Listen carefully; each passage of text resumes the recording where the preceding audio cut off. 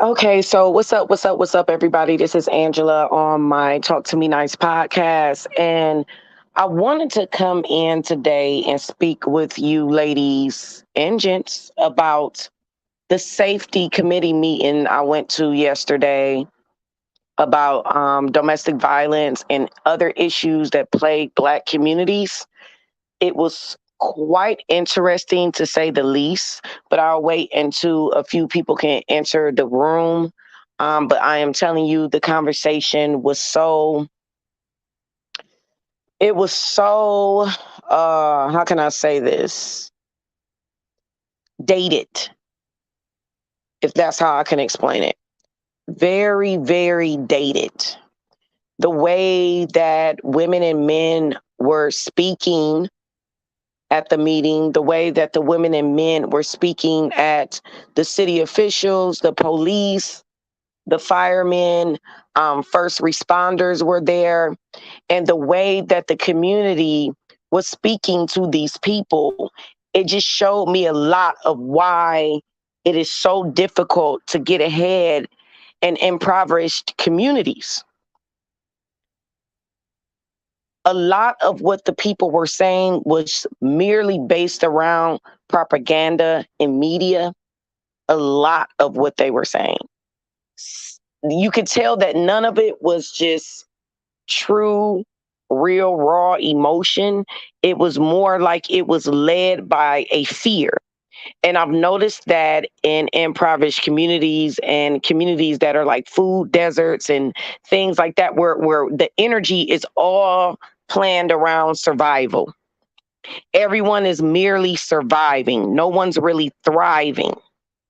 So when you have that type of attitude and that type of mindset, everything is based off fear, which is why it is very easy for the media to lead with fear mongering messages, which is why a lot of people do that, because typically the Black community will get behind things that make them upset and angry, but not things that motivate them to do better. So a lot of the conversations were led by fear, by fear. It was a lot of the police brutality conversations. And let me tell you something. Primarily, who was speaking was Black women. So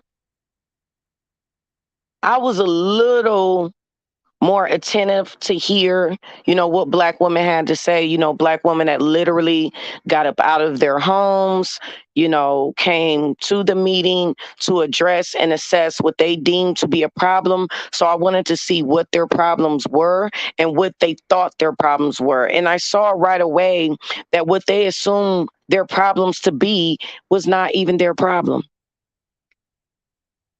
It was not even their problem. It was Black men's problem. And here they were up there yelling at the city officials. I mean, one lady had to be escorted back to her seat.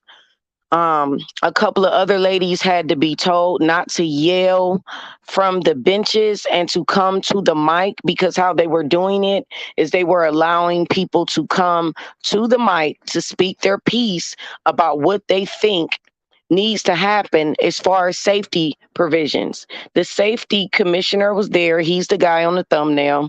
The safety commissioner was there to answer those questions respectfully, point everybody in the right direction on where they need to go, and allow everyone to have a clear, concise consensus of the steps that needs to be taken due to whatever safety concerns that you have. But there were women yelling from the bleachers, y'all, just yelling. What about what they're doing to Black men? It was all about Black men. That's what it was about. And I patiently waited to right when they were going to wrap it up, you know? I patiently waited because I really wanted to hear Black women out. I wanted to hear what they had to say outside of YouTube and to see if anything that's being said on YouTube is affecting the community in any type of way. All of the rising and the awakenings, is it even reaching Black women? And the answer is no. The answer is absolutely not. The virtual world is not entering into what is actually happening in communities of Black people. It is not. It is not. This is a whole nother place because who Black women are is who exactly what they've always been.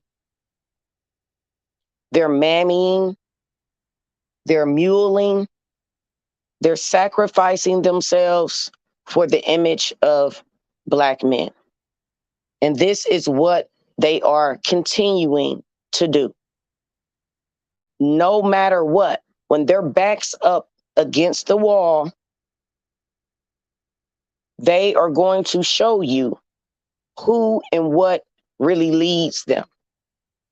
And when you tie that in to the safety of a Black community, how are the officers, the first responders, the people set there to help you? How are they supposed to help you when you're not pressing charges, when you're not calling the police on your nephews, when you're not calling the police on your cousins, on your brother, on your lover, on your husband, on your boyfriend, when you're not doing anything? Can you imagine how frustrating it would be for an officer to arrive at the call of domestic violence, see you abused, and you just wasted his time from potentially saving the life of another human being in communities that are riddled with violence? Riddled with violence. So basically, you just had someone arrive to your destination and you don't even plan on doing anything about it. So of course I waited and I let Black women, address what they thought was a safety issue. And then I told them what the real safety issue was. So when it was time for me to speak, I was very clear and concise. And I let them know that they are standing in the way of the police of protecting the communities. You get up here and you say, because one woman got up there and said, last night I heard 36 shots. And my question to that woman, I said, I don't mean to call you out, but when you heard those 36 shots, did you call the police? And she said no.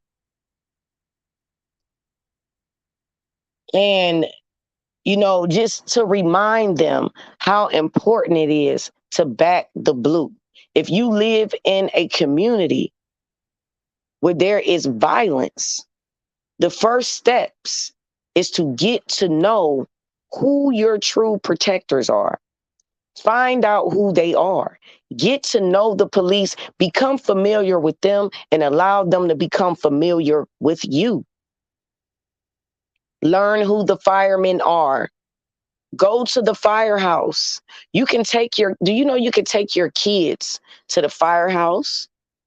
You can take your kids to the police department and they will educate them. They will spend the whole day with them. That is part of their job. And I was telling the women that I said, I really want to speak to Black women. And I made it very clear that that's who I was talking to. So I got a lot of ugly looks from the few Black men that were there, the very few, because it was majority Black women.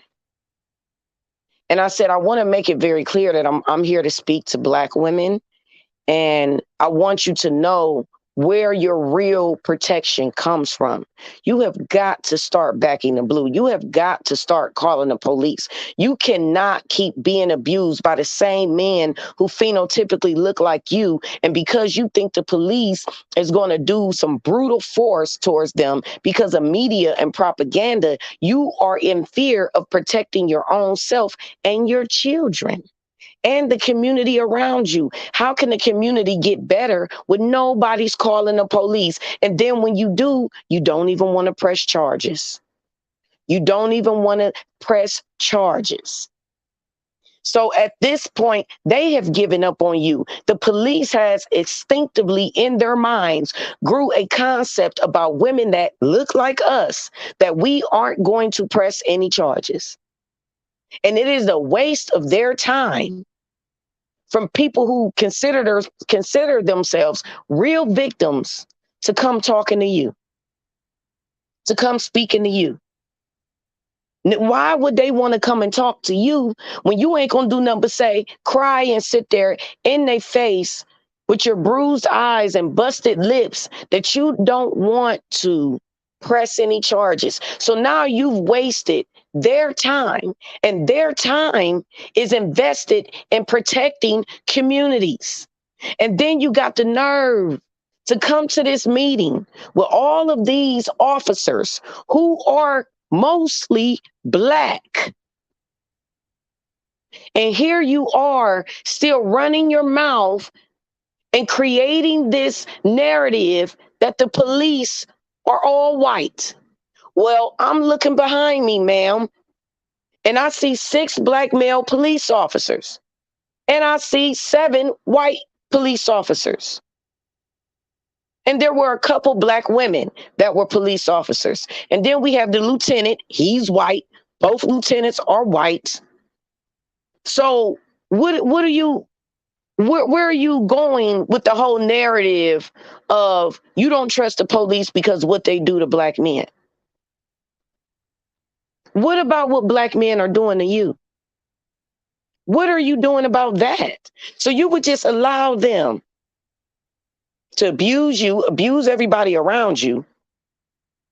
But when they come to do their job, now all of a sudden it's their fault. I told him, I said, I find it very disrespectful that you guys aren't even following the protocol of this meeting and you are yelling from your benches. You are showing the police and you're showing me, a woman that definitely believes in calling the police.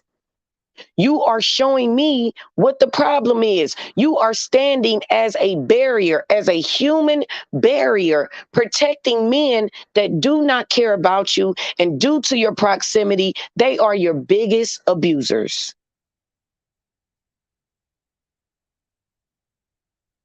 And do you know they were like, shaking their head, shaking their head while I was talking. But I let them know, I let them know exactly and sternly, let me speak, because I actually did follow the proper protocol. I waited in line. I didn't yell from the bleachers or the bench. I waited. So it shows me that the message that's online is still not connecting with Black women in real time and in real life. It is not connecting. It is not connecting. It is still the same old, same old. Unless you are of advanced mindset with the normal, everyday Black woman, it is still the same old, same old. Because they were shaking their heads the whole time I was speaking.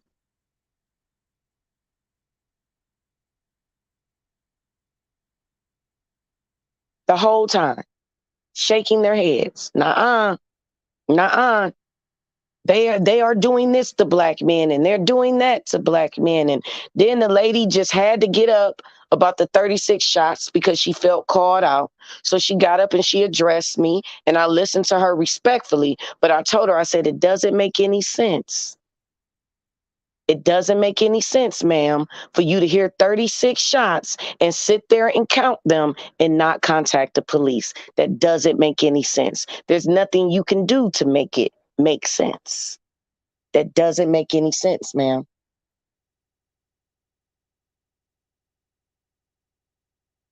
It doesn't. But here's the thing, and here's my goal. Because I got a good conversation with the safety commissioner and we were able to speak. And I told him, I said, it is quite detrimental, the energy that's running through these communities. It's a lot of provision and protection by the victims of the community against the abusers. They're standing in line of defense of these men. They're standing in line of defense of these men. So there is no help. There is no way around it. If the victims themselves don't even look at themselves as victims due to years and years and years, generations and generations of abuse, it is difficult. And I left feeling very sad for those women. I wasn't upset with them. I just felt very sad for them. Very, very sad. It's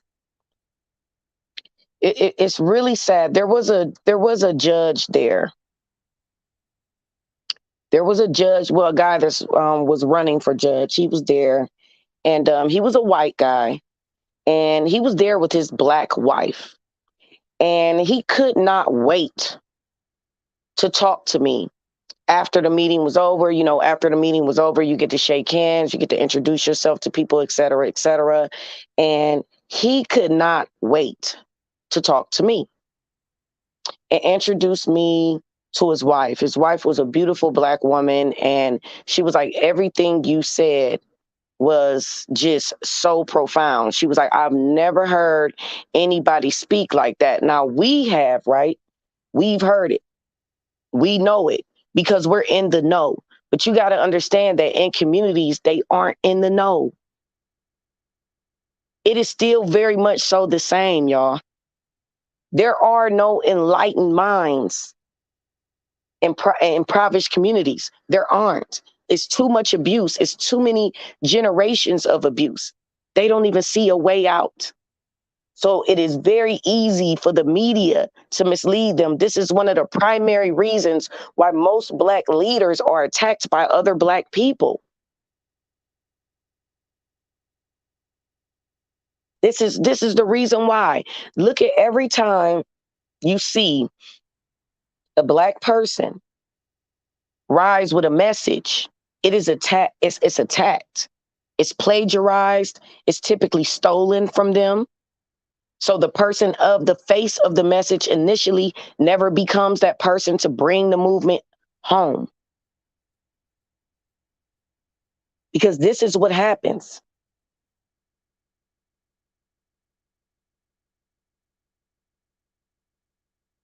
So it wasn't shocking to me that those women, still had that same old mentality. It wasn't shocking to me. It just made me feel really sad for them. But I look forward to meeting with them again, and talking to them again. A lot of them wanted to talk to me after and introduce themselves and everything like that. So it was cool, but I got out of there and I had to. It was sad, but it was funny at the same time because the way they was just standing up so loud and wrong. I mean, when I tell y'all, these women were yelling at the top of their lungs, just being loud and wrong. Loud and wrong. That's it, and that's all. That's all they were, was loud and wrong. So it was a comedic level of it at that, but there still was like a lot of sadness behind it because it's like, it makes you wonder what type of man they're dealing with on a day. The sons, what are the sons doing? Are the sons driving this woman crazy? Are the sons, all up in her house? And, one woman got up talking about her son and, how the police chased her son into her driveway and snatched him out the car and all this and that. And she failed to mention her son was a drug dealer. Just a lot of things. She just failed to mention it. She mentioned it to me, but at the time she was yelling at the lieutenant when it was his opportunity to speak. She yelled at him about them chasing her son into her driveway because he was literally running from the police. They were older and younger. They were older and younger. In the video that I posted on my main channel, you see that there's a young lady speaking.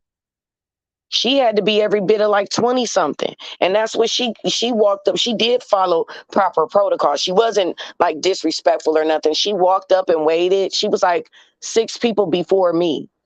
And when she said her piece, it was about them arresting her boyfriend and slamming him on the concrete. Yep. Kid you not.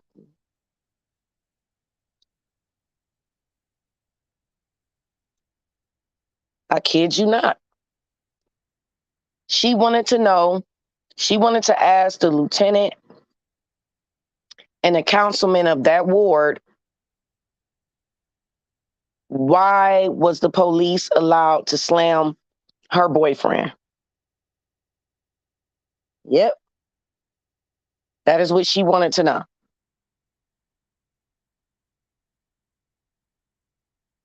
So it was younger women there asking lots of questions too. It was actually it was intriguing.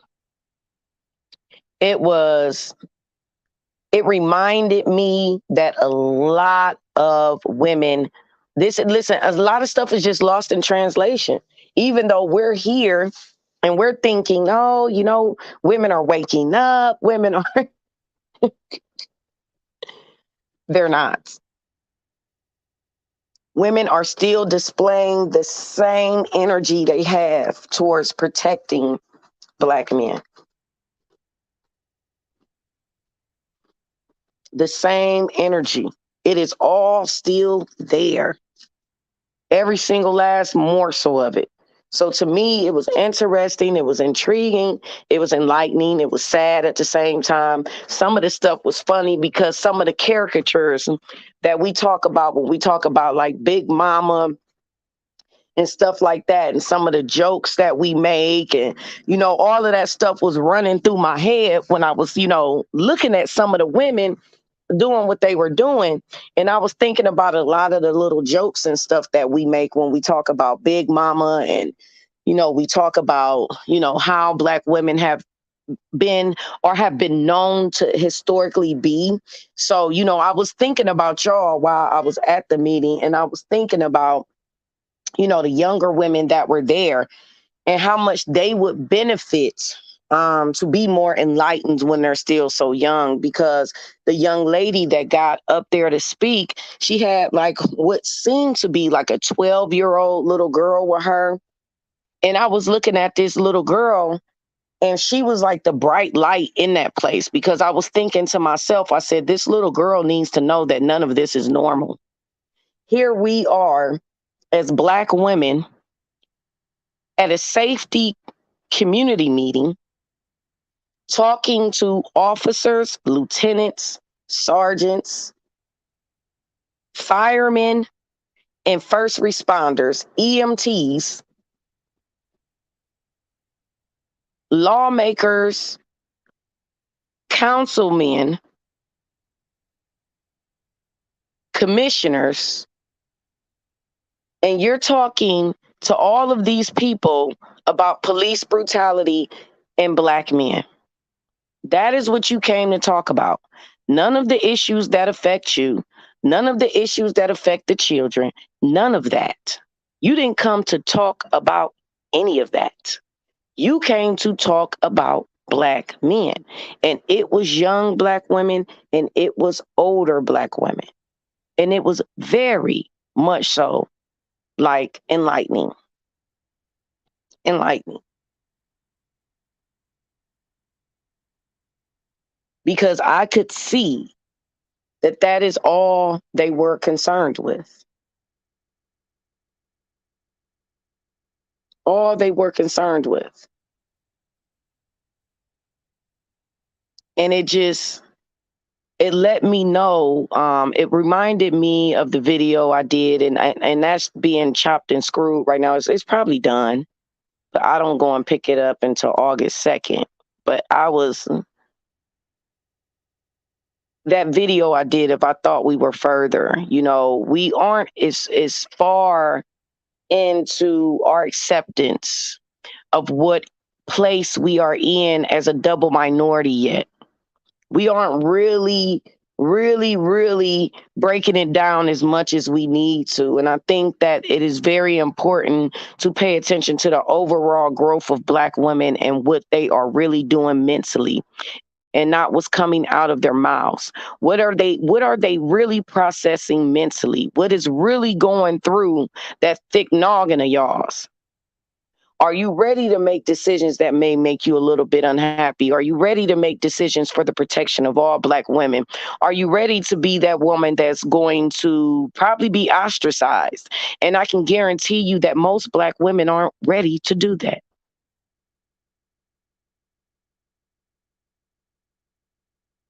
They aren't. They are still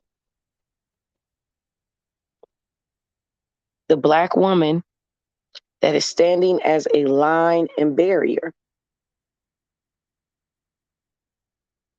I think, Celeste, I know what I need to do. I know exactly what I need to do as a Black woman that's very passionate about all of this stuff.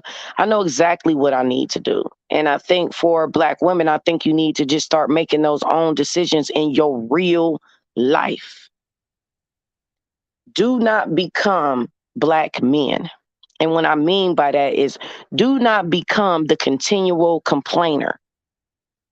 Do not become that.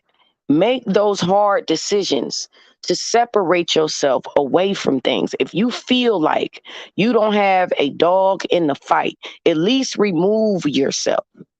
At least if you feel you're doing any type of level of activism or advocacy, it may be a little bit more difficult to remove yourself if you care about the awakening of Black women on a larger scale. So it might be a little difficult to remove yourself away from the frustration and the anger and even the laughter, like I said, because when I seen some of those women getting up, being as boisterous as they were and yelling at those officers, I'm talking about, I was just looking like good googly moogly.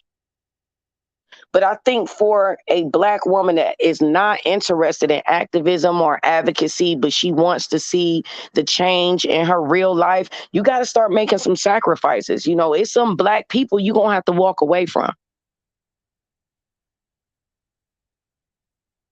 Because even in advocacy and activism, you still bump into the same mentality. Even though it may appear all of us are like-minded, no, we're not.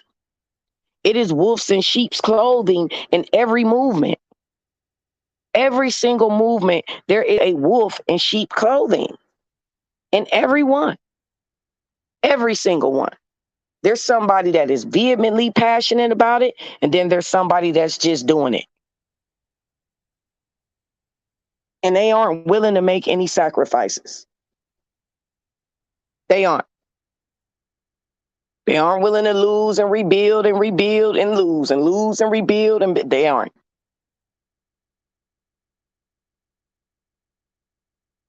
But as a person who just wants to see change in their real life, the first thing you got to start doing is letting things go. And it ain't going to feel good. You're going to have to let some friends go. You already know you're going to have to let some men go. You're going to have to let certain things go. If you're not prepared, you got to know where you prepared at. If you can deal with Black men casually and in an indifference, then I salute you. Because I'm definitely able to. When I can't, I won't. But if you've noticed, I don't have like I don't when I'm enjoying myself, I'm be in a whole different environment.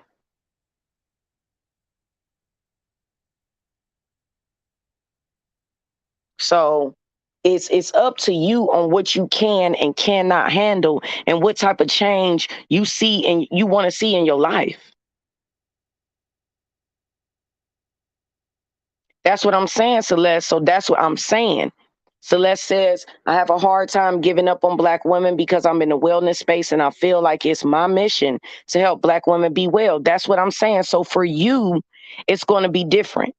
You know, it's going to be different. Things may stench at you from time to time or bother you from time to time or get at your heartstrings from time to time. And there's nothing wrong with that as long as you're doing what you need to do to properly heal yourself. As long as you're doing that. Because for some of us, it may not be so easy to just walk away from Black women collectively, especially when you're giving and presenting a message. It may be a little bit more difficult for you. But for a woman that is not in advocacy and activism, and she's just, somebody that watches me and others like me, then she can walk away with situations in her personal life and in her career. Straight up.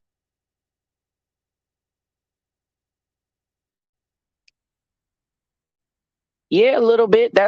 Those people at that meeting yesterday, could have been, some people I knew. Like, they were very familiar. They're Black people. We're familiar with the likeness of each other. And so I was watching them and I was paying close attention to Black women. I was taking notes. And, a lot of them tickled me because they were really yelling. The one older Black woman had this thing. It was like I'm assuming it was a cane, but it was like a Moses cane. Like it was like one of those type of canes. Like it was like a Moses cane. And she kept walking up to that mic, walking with that cane, and it was almost as tall as her. It looked at like just like a big old Moses cane. And she was walking up to that mic. She meant business. She meant business.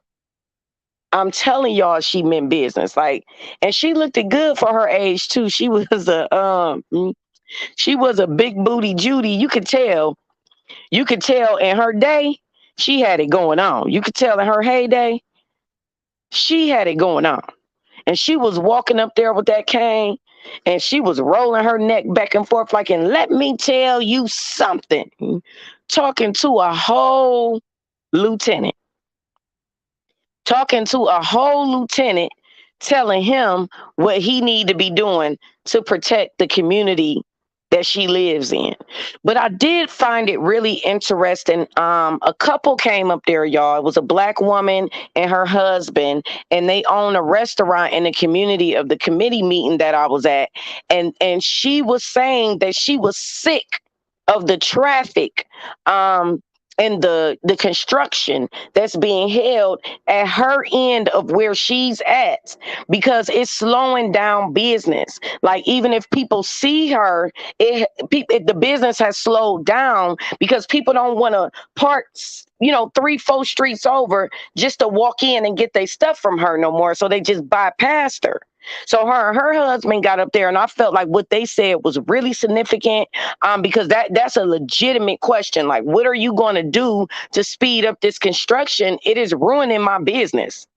And she also asked, like, is there any loans or grants or anything for us business owners on the street? Because all of that construction is slowing it down our business. She meant business.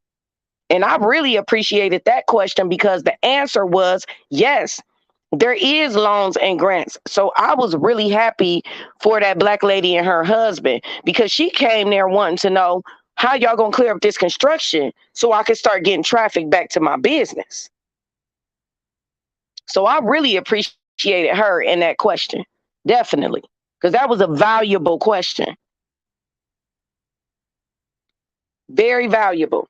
And she got an answer, and I was happy for her and her husband that there is some funds available for them, to keep them afloat so they won't become another victim of the COVID pandemic. There's a lot of people who was in business for years and do not have their business anymore due to COVID.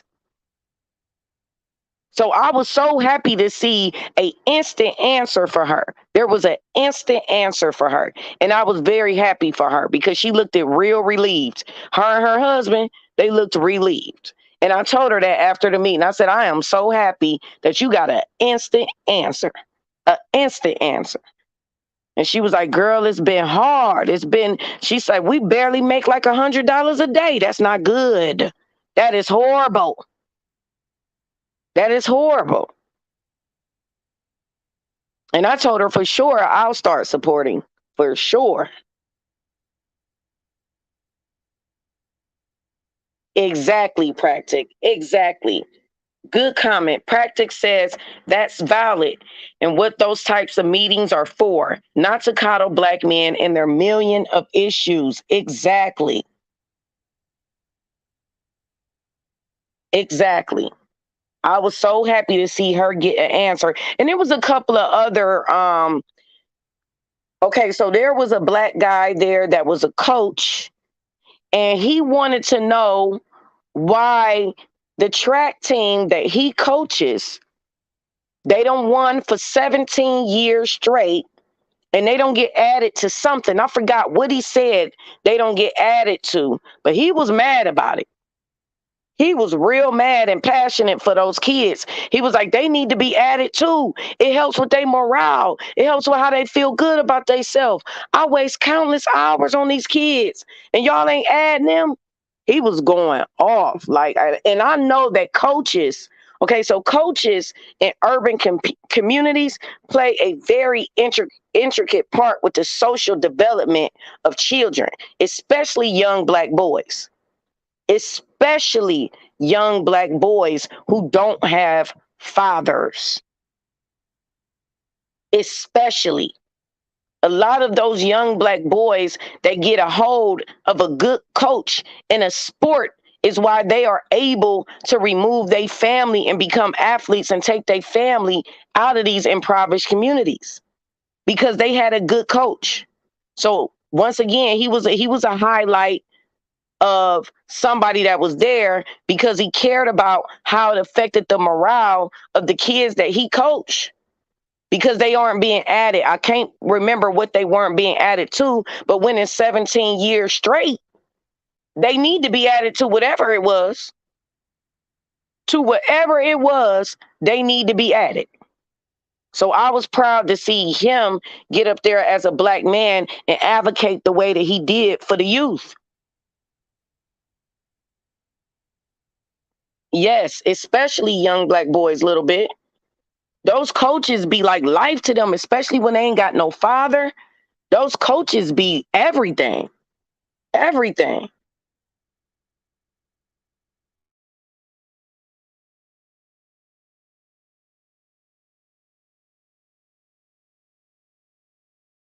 Those coaches be everything. I've seen real raw change in little boys beneath the leadership of these coaches on these teams and communities. Those coaches are more than just coaches. They are like mentors and everything. I saw a video, where was this video? On TikTok, of a Black man that was a coach, and one of the teammates missed practice. And he went right to that little boy's grandmother house and caught the little boy coming out of his grandmother house. He made him get down and do 50 push-ups and get his butt in the car and go to practice. See, that makes a difference. Stuff like that makes a difference. So coaches are really, really important in communities of children who don't have fathers, and no one's in the home. And that's not always the case in every neighborhood that is considered to be a little bit more or less developed, don't have all the proper resources. That's not always the case. The people may be poor, but that doesn't mean they don't have both parents in the home. That doesn't mean they don't come from good environments. That's not always the case.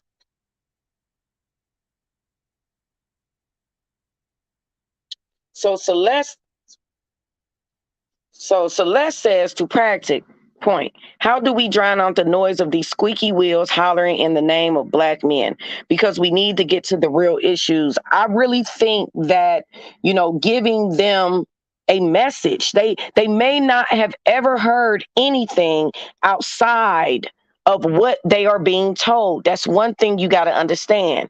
We can't all assume that everybody has that level of wisdom. Some people are operating merely off what they know. So when you hear somebody like me saying certain things, it can burn your ears at first. It could literally light your ears on fire, which I've done it plenty of times with women. I've given women a different perspective. And at first they're like, oh my God, that girl, she's bitter. She's da da da da da, right? And then they think about it. Because trust and believe me, I'll see those women again. And when I see them again, somebody's going to come up to me and tell me that what I said, she thought about it. And I'll have a story for you. Because that's how it happens every single time. Every time.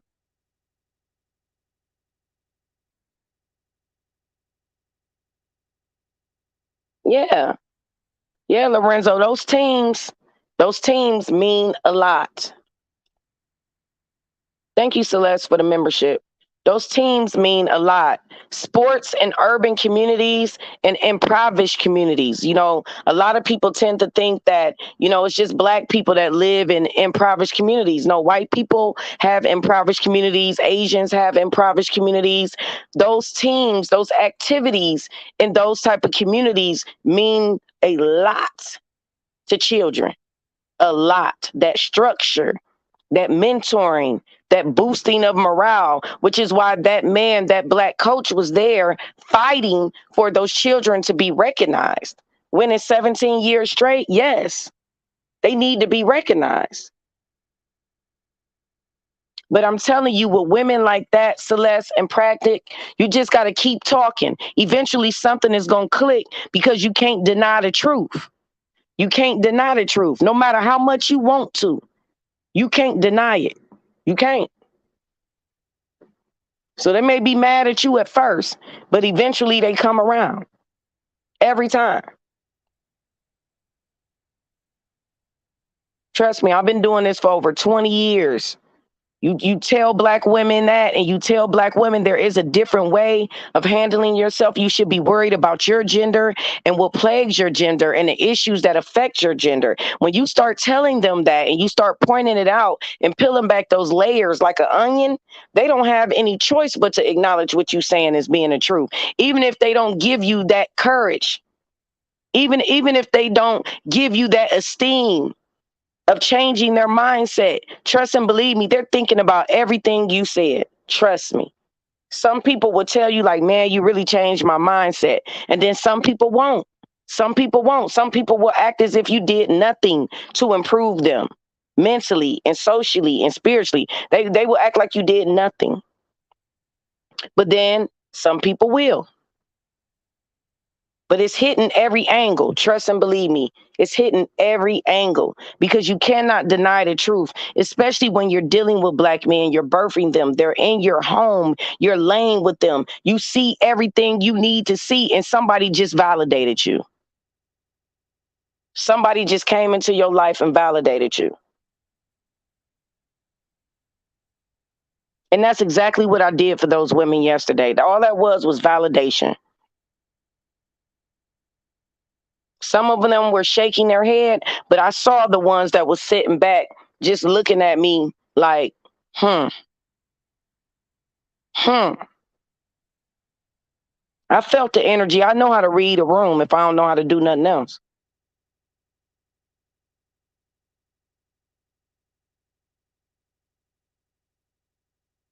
Like I said, the Black woman that was there with her husband, he's running for judge. You know what I thought was so funny and cute?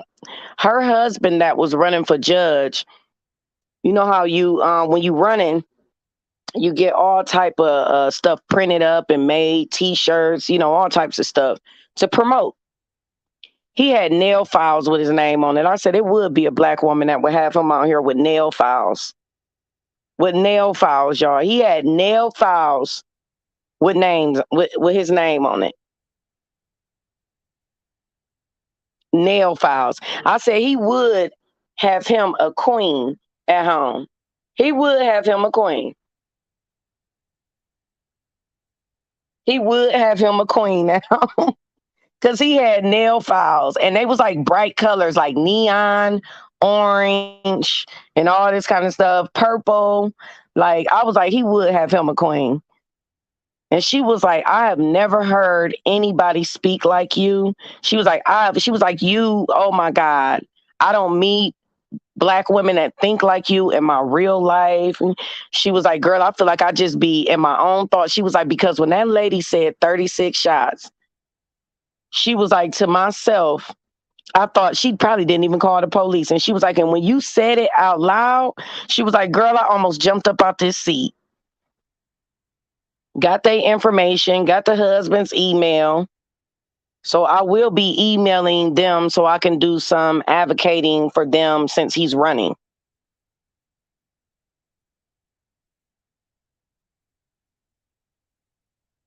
Right.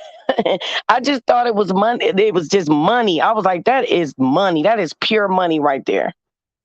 And I'm not surprised that you got you a queen sitting next to you.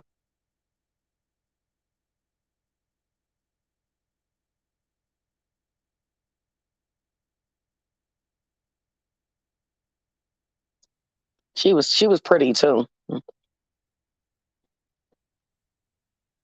He was like, yeah, it's really, you could tell he was trying to hold back, but he was like, yeah, he was like, you could tell they both felt comfortable talking to me. Like he worked the room, but they felt real comfortable talking to me. And I was like, I can just imagine the conversations these two be having at the house because he was just like so happy that a black woman outside of his wife, um, that black woman outside of his wife was validating him. He was so happy. I'm talking about he looked just ecstatic. He was like, you have you ever talked to somebody and they're happy that you're validating them, but they don't really want to say too much. And he couldn't say too much, but he just kept saying, yeah, whenever I try to talk about certain changes that we need to make, it always just goes back to police brutality and what we're not doing. And, because he was running to be a judge. He was running to be a judge. So it's like that's who was there was lawmakers, police officers, lieutenants, sergeants, first responders, firemen, and women. It was one firewoman. So it was dope.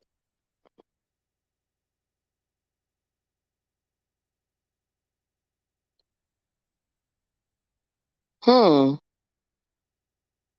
Actually, right now I'm doing a lot of grassroots organization work um, with domestic violence victims. I even got to talk, y'all, the other day to a domestic violence abuser that's in treatment. So I've been doing a lot of stuff with domestic violence. Like I told y'all, a lot of this stuff that happened encouraged me to like get outside and be a little bit more active with what is going on and attempt to make some real change as opposed to, just being on the internet and stuff like that. I've been working with a lot of grassroots organizations, working with a lot of my friends to do certain things, for the channel and for y'all, so y'all won't be out the loop um, of anything that's going on, and you guys can have something to be excited about. Someone that's actually getting up, doing the footwork for y'all, and giving you the results of how it's happening and what's happening.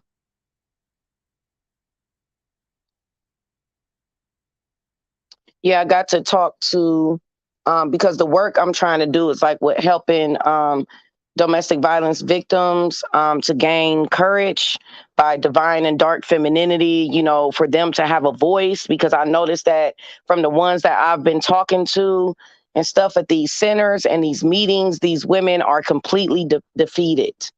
Like they have a very defeated spirit. And yeah, that's what we can't have.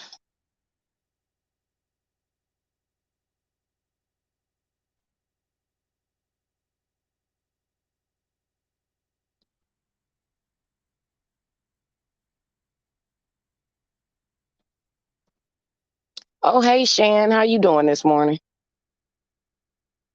Hey, Trey, I see you down there too. Hey, sister. Hey, Deborah.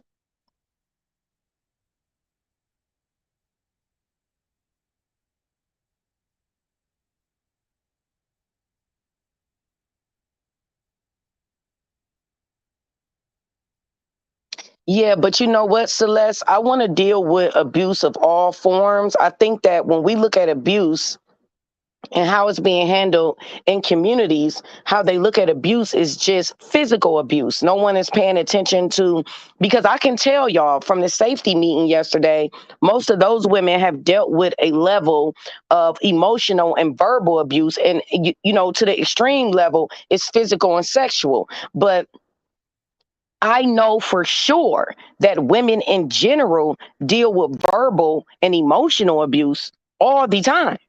Women are always being gaslighted and manipulated in their processes and how they process things. We're always being told it's not what it really is. So there's a level of abuse on all levels. And I think that that is where my angle needs to be, because I want people to know that abuse is not just physical or sexual. It's mental, emotional, and all of that.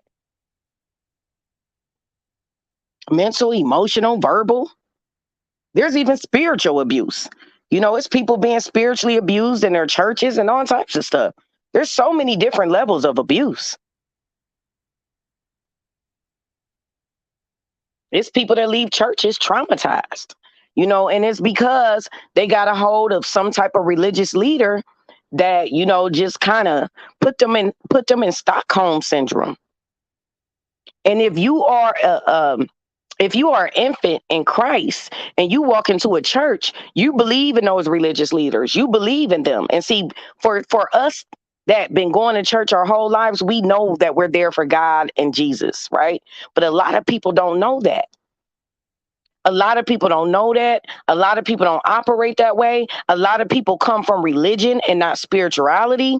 So a lot of people get religious abuse, spiritual abuse, all types of stuff, because they never entered the church as a spiritual being. They entered the church as a person that is very religious, and religion and spirituality are two totally different types of things. Two different things. So there's a lot of layers of abuse, a lot of layers. I actually think the validation of abuse for women that are abused, who have never received physical and sexual abuse, but women who have been abused verbally, emotionally, and mentally, is a target, because it's like we need to validate these women that go through life being gaslit and manipulated on their jobs and their relationships and their friendships. And here they are feeling insecure about milestones and situations in their life because somebody has came in gaslighting and manipulating them. And that happens with women all the time. We are never able to have our own thought process with someone telling us to redirect it. So that is a form of abuse. People tell women consistently, don't be this, don't be that. It's going to, and then they validate us by roles. So either you're a good mother, either you're a good daughter, either you're a good friend. If you're just to yourself, then you're nothing to them. You got to be placed in these roles of being subservient. That is a level of abuse. If you have to put me in a role of being subservient to what? My children, my man, my job, I'm just in a subservient role. I'm not in a position of power and influence because you don't believe as a woman I deserve it. That is a form of abuse.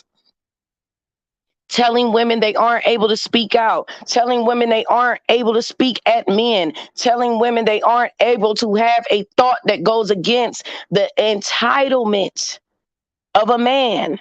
Abuse. Look at the countless women, all of those women in that safety meeting yesterday, I could tell had been verbally, emotionally, and mentally abused. Because if they hadn't have been, they wouldn't have been yelling from the bleachers about black men. They wouldn't have been. They would be whole-minded black women.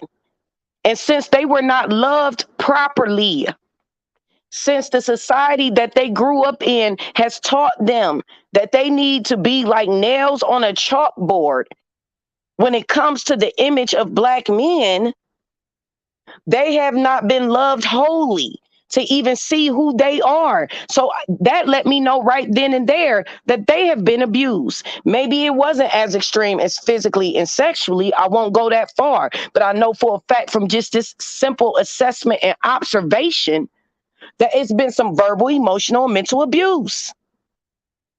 Period. And we need to not let that slip through the cracks, because that is what prevents women from being whole-minded. Whole-minded. That is what prevents you from letting the circle go all the way around and not stopping in the back of your head.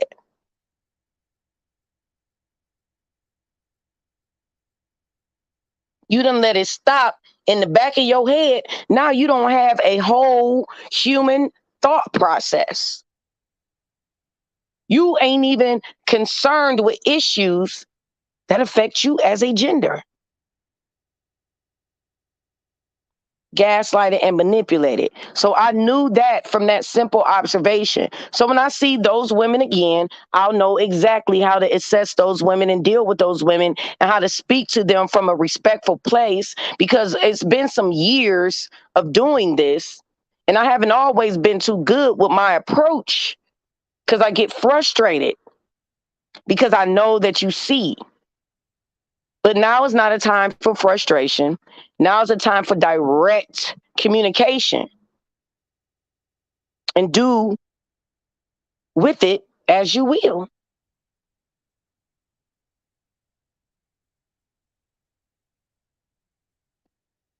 So it's easy to assess. It's easy to see women communicate. It's easy to see how women communicate, see them in the process of communication, and know exactly what angle you need to take with that woman.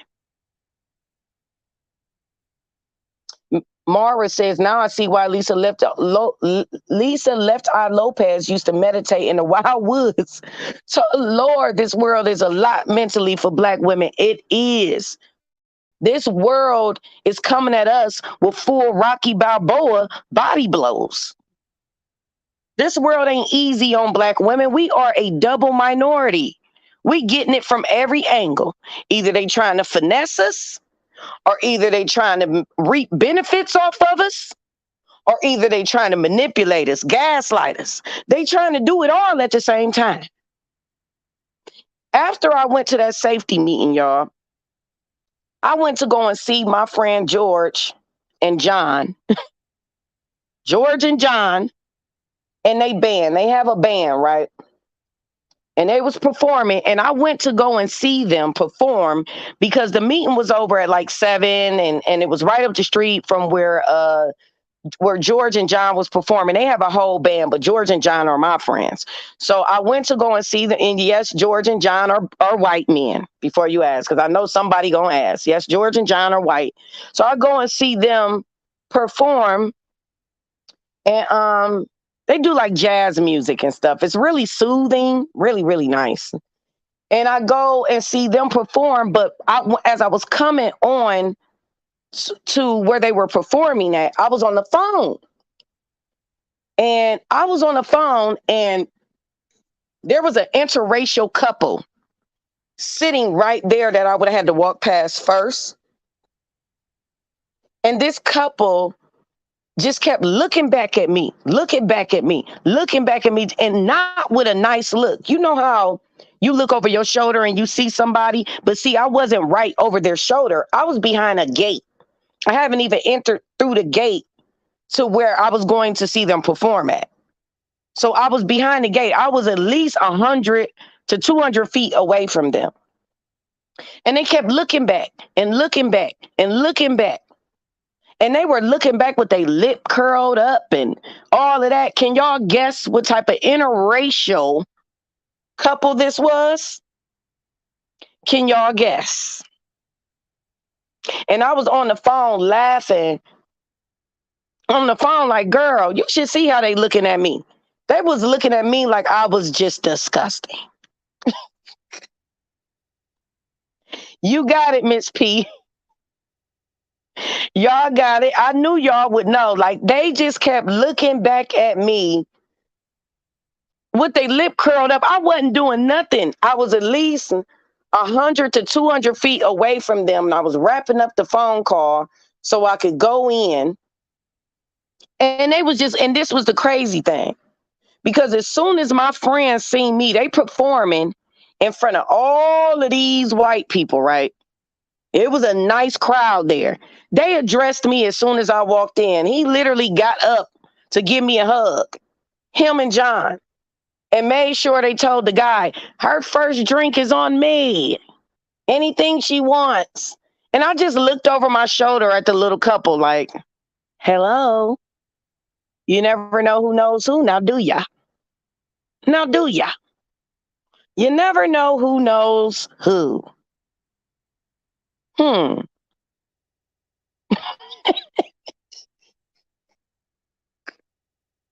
Stuff be so funny sometimes because you never know who knows who.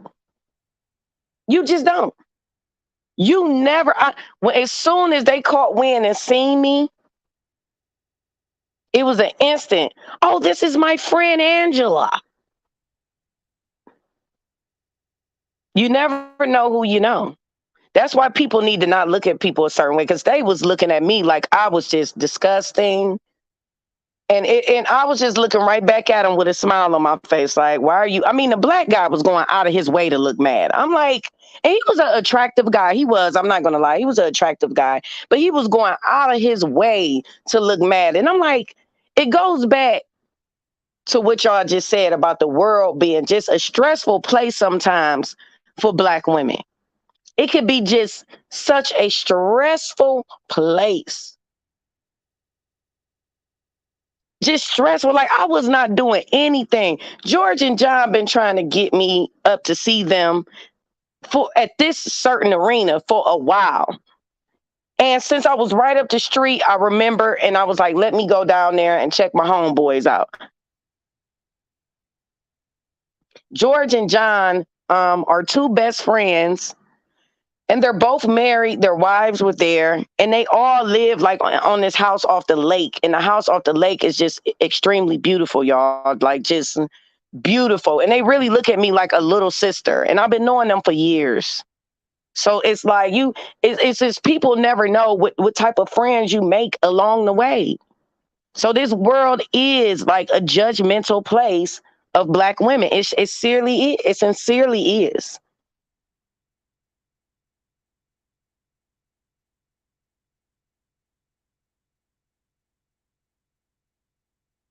And it's crazy to me because I always laugh every time I see John performing, because he's so quiet the majority of the time. But when he get on that saxophone, baby, listen, them little hips be trying to gyrate. You should see his wife. They ain't got no rhythm. I'm talking about not a lick of it. Not a lick of rhythm. And I done tried to help them shake it up a little bit, but it's been very unsuccessful over the years. But yes, that was an accurate statement right there. This world can be, and that's why I try to stay away from certain things that will trigger me to an extent in real time, unless it's something like that committee meeting. You know what I'm saying? Like, or the Roe v. Wade meeting we did. You know, I try to stay away from stuff that does not have a social ending a social solution based ending in real time.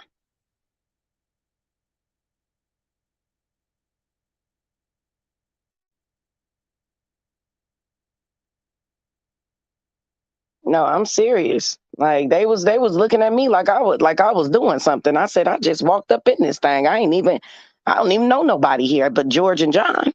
And the rest of the band members, I'm familiar with them. I know that's right, Practice.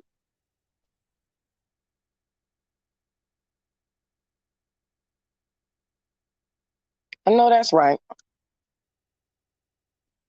It was. He got some little bitty hits because he's a little bitty guy.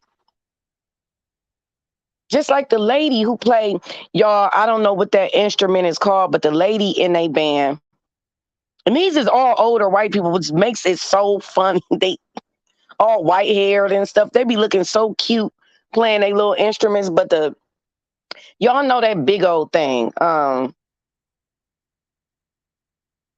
That big old thing that looked like a guitar. Is it a bass? Is it called a bass? It's real big to where they got to sit up on like a something that's like similar to a bar stool. And I noticed with this lady, she always brings her own stool. Because I help her pack her stuff up every time because she's the only woman in the band, and I always, even though she has it, she handles it, but I always help her whenever I see them perform. All right, Practic. I knew it was a bass. It's huge. It looked like a big old guitar.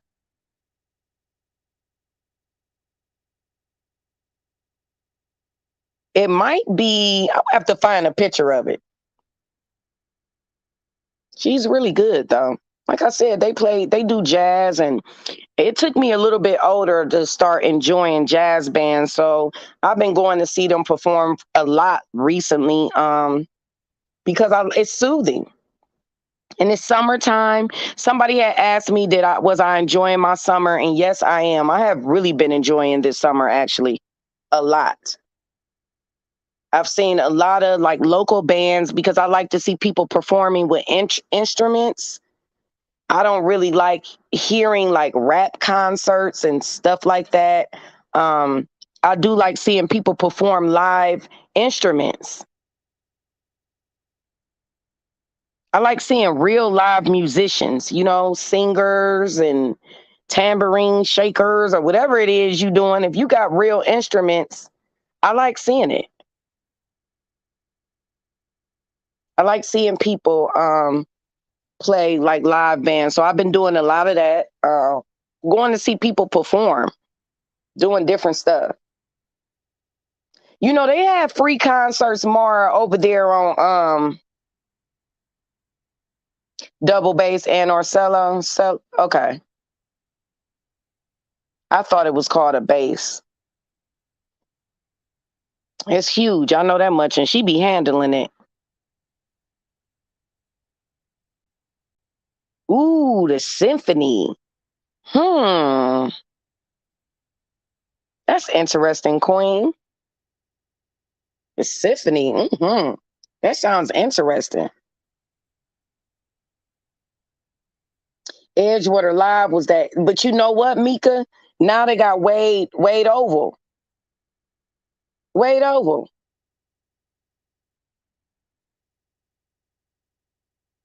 Mika, I keep telling you all you need to do is hit the link one day and I can give you my number and me and you can meet up and hang out.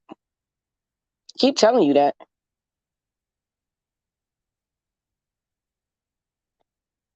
Yes, Wade Oval. I like Wade Oval a lot. They be doing a lot over there, and they do a lot on Shaker Square. They do a lot of concerts and free like things and stuff over there all the time too, all the time. And it be free to the public. All you got to do is walk up.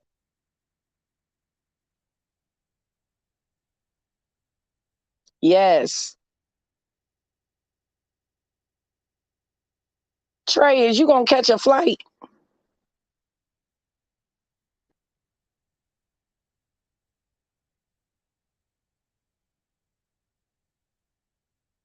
Yeah, it's a lot of people. It's a few people, y'all, that are subscribers that are from Cleveland that I've met. Well, come on, Trey, you got my number. You act like you ain't got my number. All you gotta do is call me and tell me where you coming.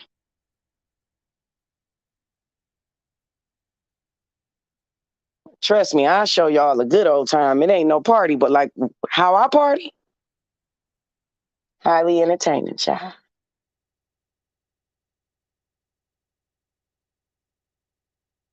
Octobase. Octobase. I don't know, MS. I don't know. But yeah, y'all, it's a few people that are my moderators that I've met here. I just like when I do talk to people like behind the scenes sometimes, unless I'm on a membership only uh stream, I really don't try and like say anything sometimes, unless the person is okay with that. Because a lot of times people don't be okay with that, you know. It's a few people I've met in person. Me either. But see, I don't know the name of instruments. I don't. So I can't say I don't know the name of instruments, but I do know one thing. Like y'all said, when Black women are out just enjoying themselves, I always get somebody trying to humble me or somebody trying to. I'll be out by myself. I literally be out by myself. And it is always somebody with something to say. It never fails. It's like every single time, somebody. And people be like, what do you be doing? I'm like, I don't be doing nothing. I be by myself every time.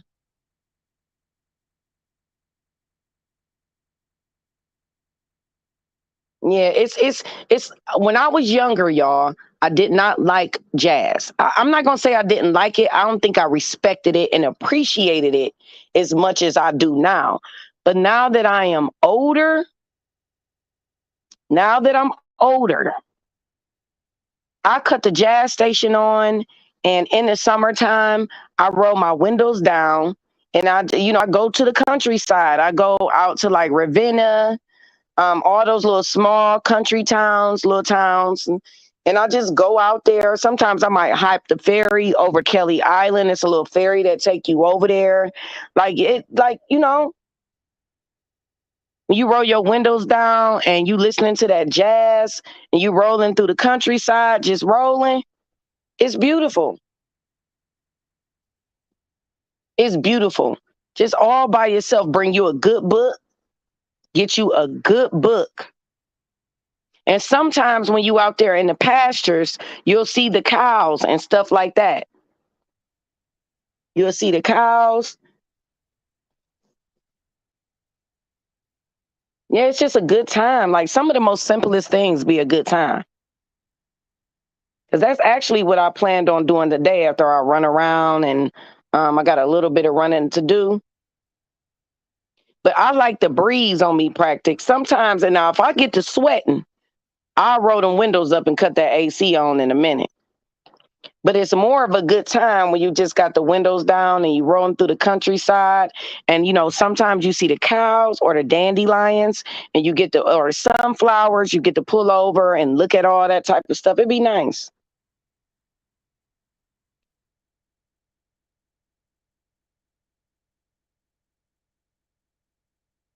And it is hot everywhere. It is hot everywhere, everywhere. I mean, we may not be as hot as y'all in places that's just naturally warm, but we hot too. Trust. We is hot too.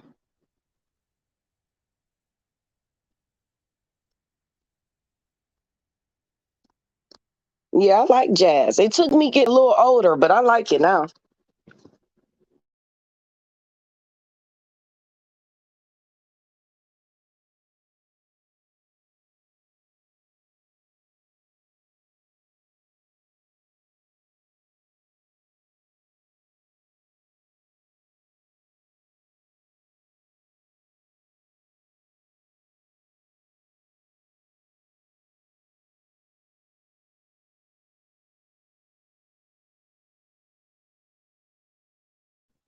The heat is bad everywhere, y'all. I've been seeing everybody complaining about the heat. Everybody is complaining about it.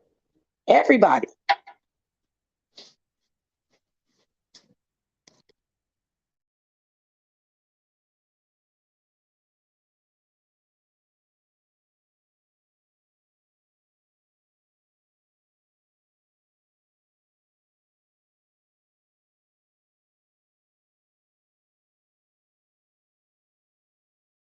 Yeah, it took me a while, Trey. I ain't gonna even cap. I think I started liking it like in my 30s. And now it's just so soothing. You cut it on, you clean the house.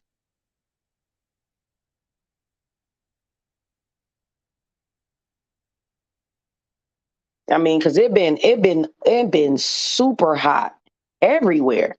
All I hear people complaining about is the heat. That's all I hear people complaining about.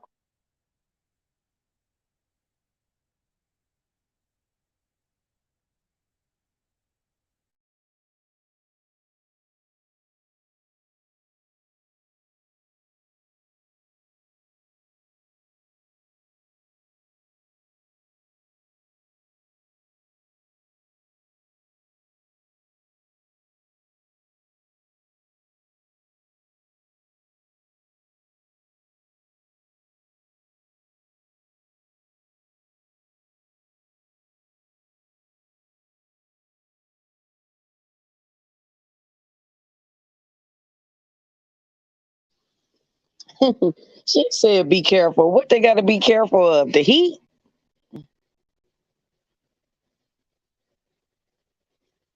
Is that what you saying? Be careful of the heat?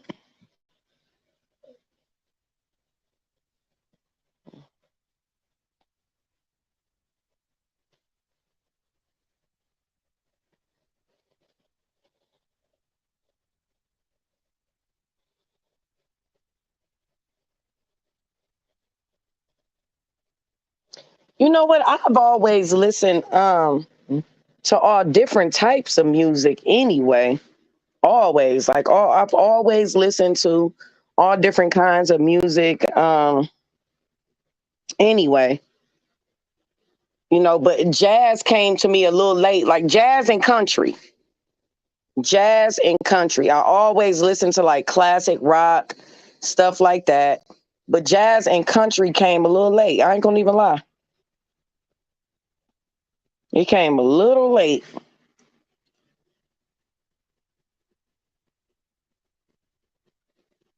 Did you, Celeste? How did you know you was heat sick?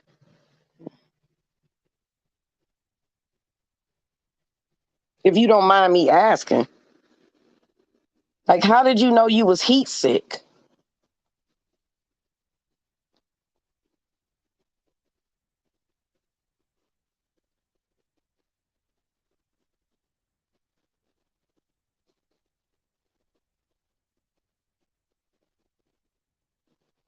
Like, how did you know?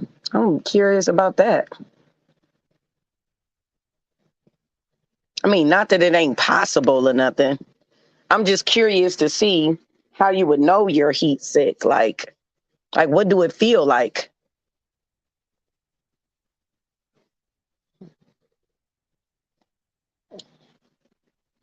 You know?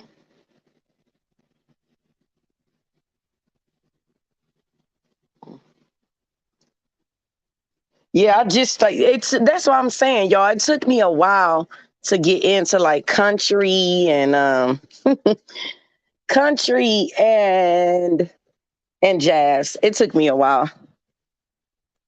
But then once I got into it, I liked it because it's good music.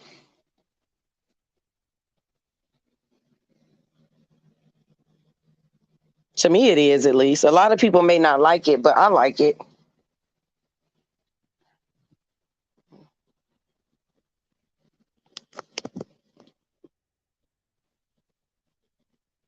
Yes, like one of the things I do in the summer, I always keep a case of water in my car.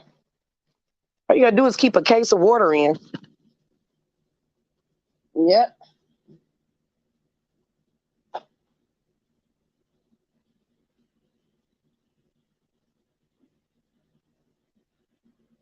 Yeah, keep you a case of water in your car or get you a cooler. Get you a cooler, y'all, and keep ice in it. You know, you can buy you one, or you can get one of them little disposable ones. They sell at the dollar store. I think they got them at where is that?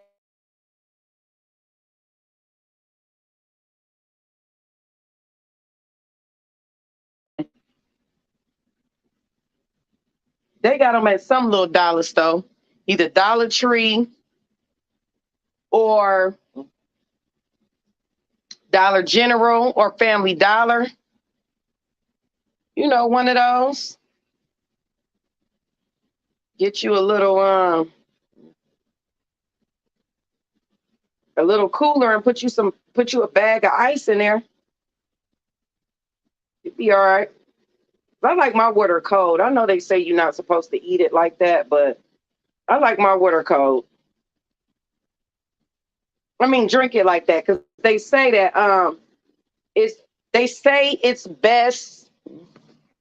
They say it's best to drink room temperature water. That's what they say. But I just can't get with that. I like some cold, ice cold water. Ice cold. I cannot drink. Yeah, they say it work for your metabolism and all that stuff, but I like my water ice cold. I can't do it. I ain't going.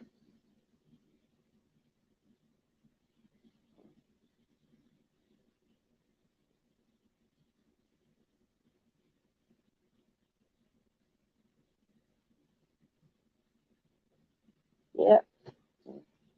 Oh wow. That's a doozy. Yeah, I need my water ice cold, Trey. I can't do that. I mean I can, but I don't prefer it.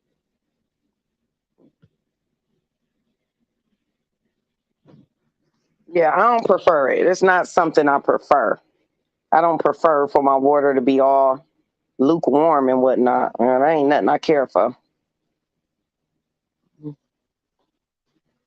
And I like a lot of ice because I literally was drinking this morning when I got up going to Speedway or Speedway or wherever I go and get me a big old cup of ice and some type of juicy juice or something.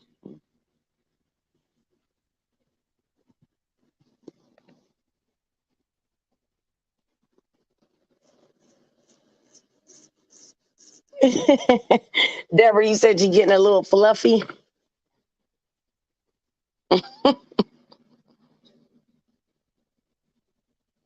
I can drink hot tea. I can drink hot tea, but that I like it's just my water or my juice.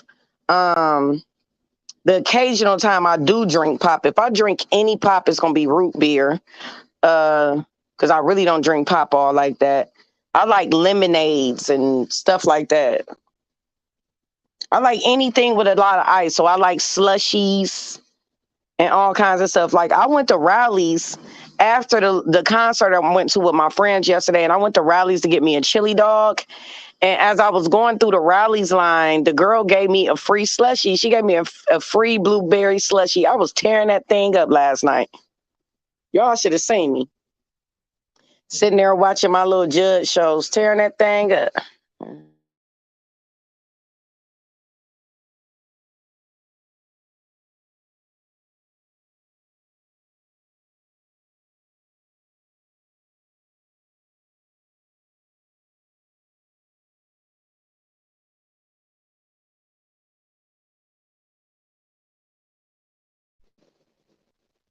So I got me a free. You know what? I might go to Circle K.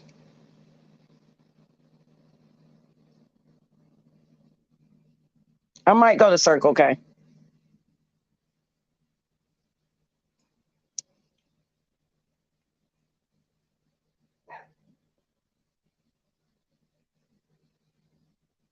But see, that's what I'm saying. You get your room temperature water in, because if I'm trying to guzzle water, I will drink it room temperature. I will, if I'm trying to guzzle it, just so I get in my proper intake before I go outside or I'm outside all day. If I get my proper intake in, I will guzzle it. But when I'm outside, I'm drinking cold water. If I know I done already had like 4 bottled waters, room temperature at the house, I'm not about to be outside at restaurants and hot places drinking hot stuff. Like, the inside of my house is not hot. It's not hot. It's not hot. The inside of my house is not hot. So I'm not outside hot drinking hot things. Like, you gonna be sitting somewhere hot drinking tea and coffee? I'm not. I'm not. I can drink hot tea in the house. I can drink, anything hot in the house. But you gonna drink something hot outside on a hot patio? That don't even make sense. I can't do that while I'm out. I could do that while I'm in. Now that I can do. I can do that while I'm in.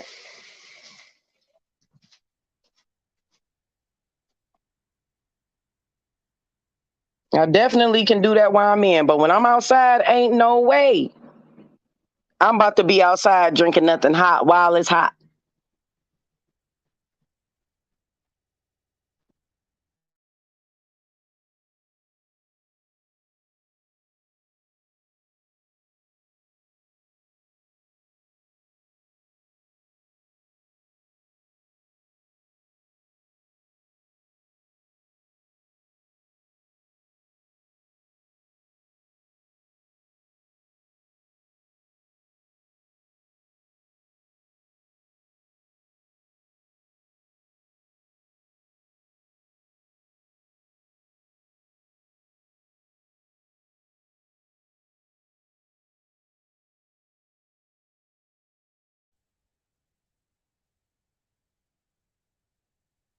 Oh no. Oh no. Oh no, Mara. Oh no. Oh no. Not your mom drinking hot tea with a hot tea. Not a cup warmer. I just can't do it in the summer.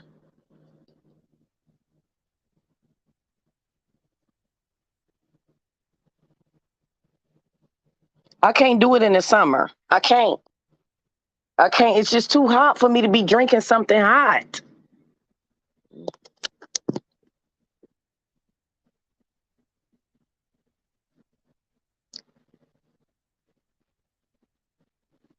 Karen, girl, I already understand. Thank you for coming in. Thank you, Karen.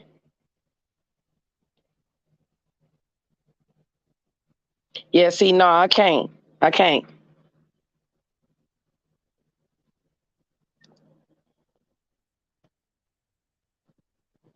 But yeah, y'all.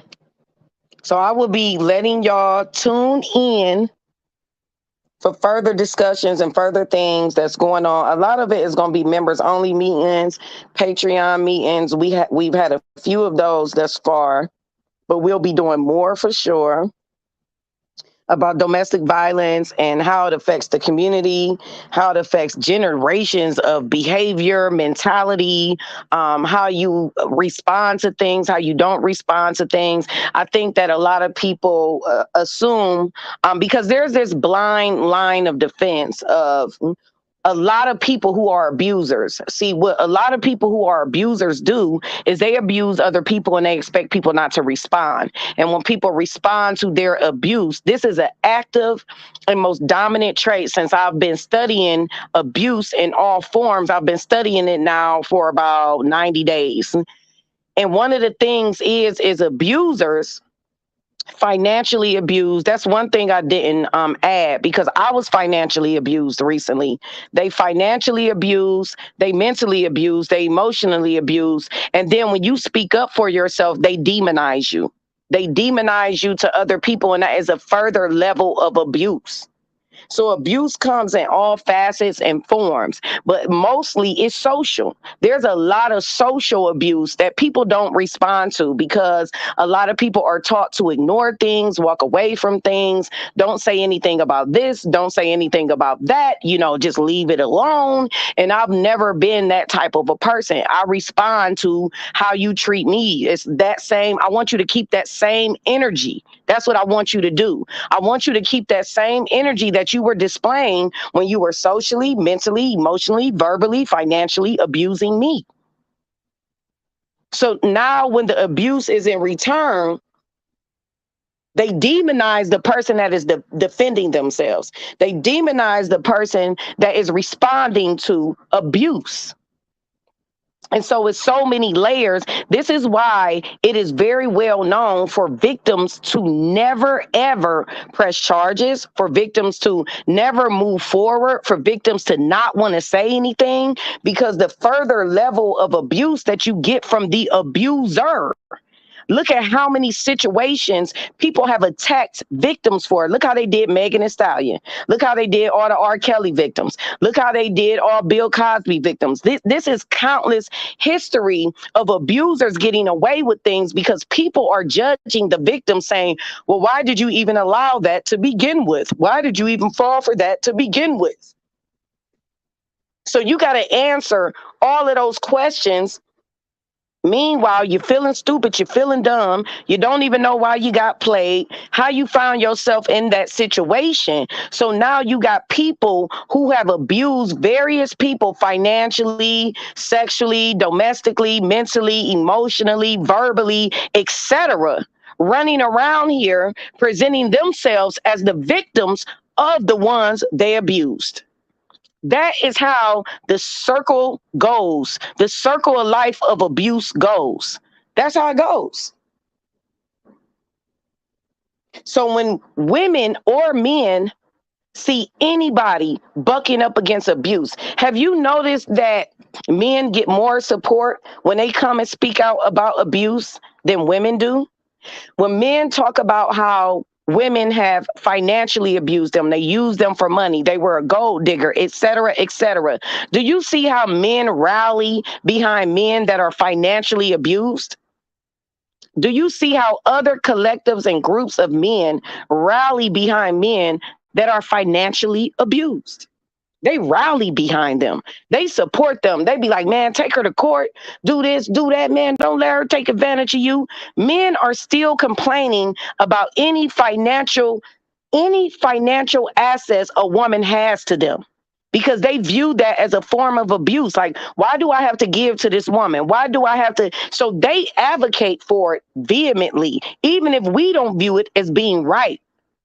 But the main objective and the point is that they support each other.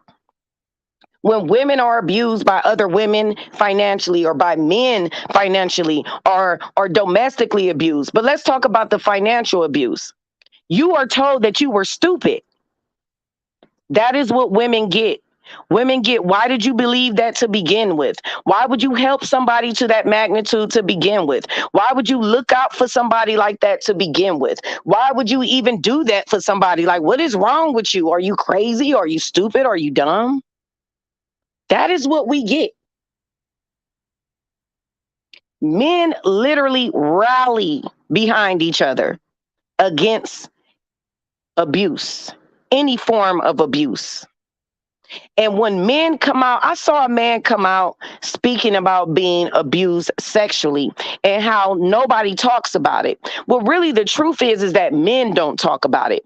But when we do see the rare men that come out and say they were abused sexually as a child or that they were abused, or assaulted sexually, women support them. But the abuse that I do see that men have a difficult time receiving support for is physical abuse. It is really difficult for a lot of people to see men as being physically abused when there are countless stories of men being took out of this world because of their affiliation to a woman, being put in all types of detrimental situations, physically being harmed because of a woman. So there are layers to abuse, and there is the misogyny behind it when it comes to men. And then there's the blinders when it comes to women trying to fathom and figure out how a man could be physically abused by a woman. So I do see that. I have to be honest about that. I have seen some men that come out and talk about women physically abusing them. I actually saw a show one time on Judge Mathis where a man was talking about being physically abused, and all the women in the audience laughed because he was a big man and she was like a little bitty old woman, and he showed pictures of the bruises.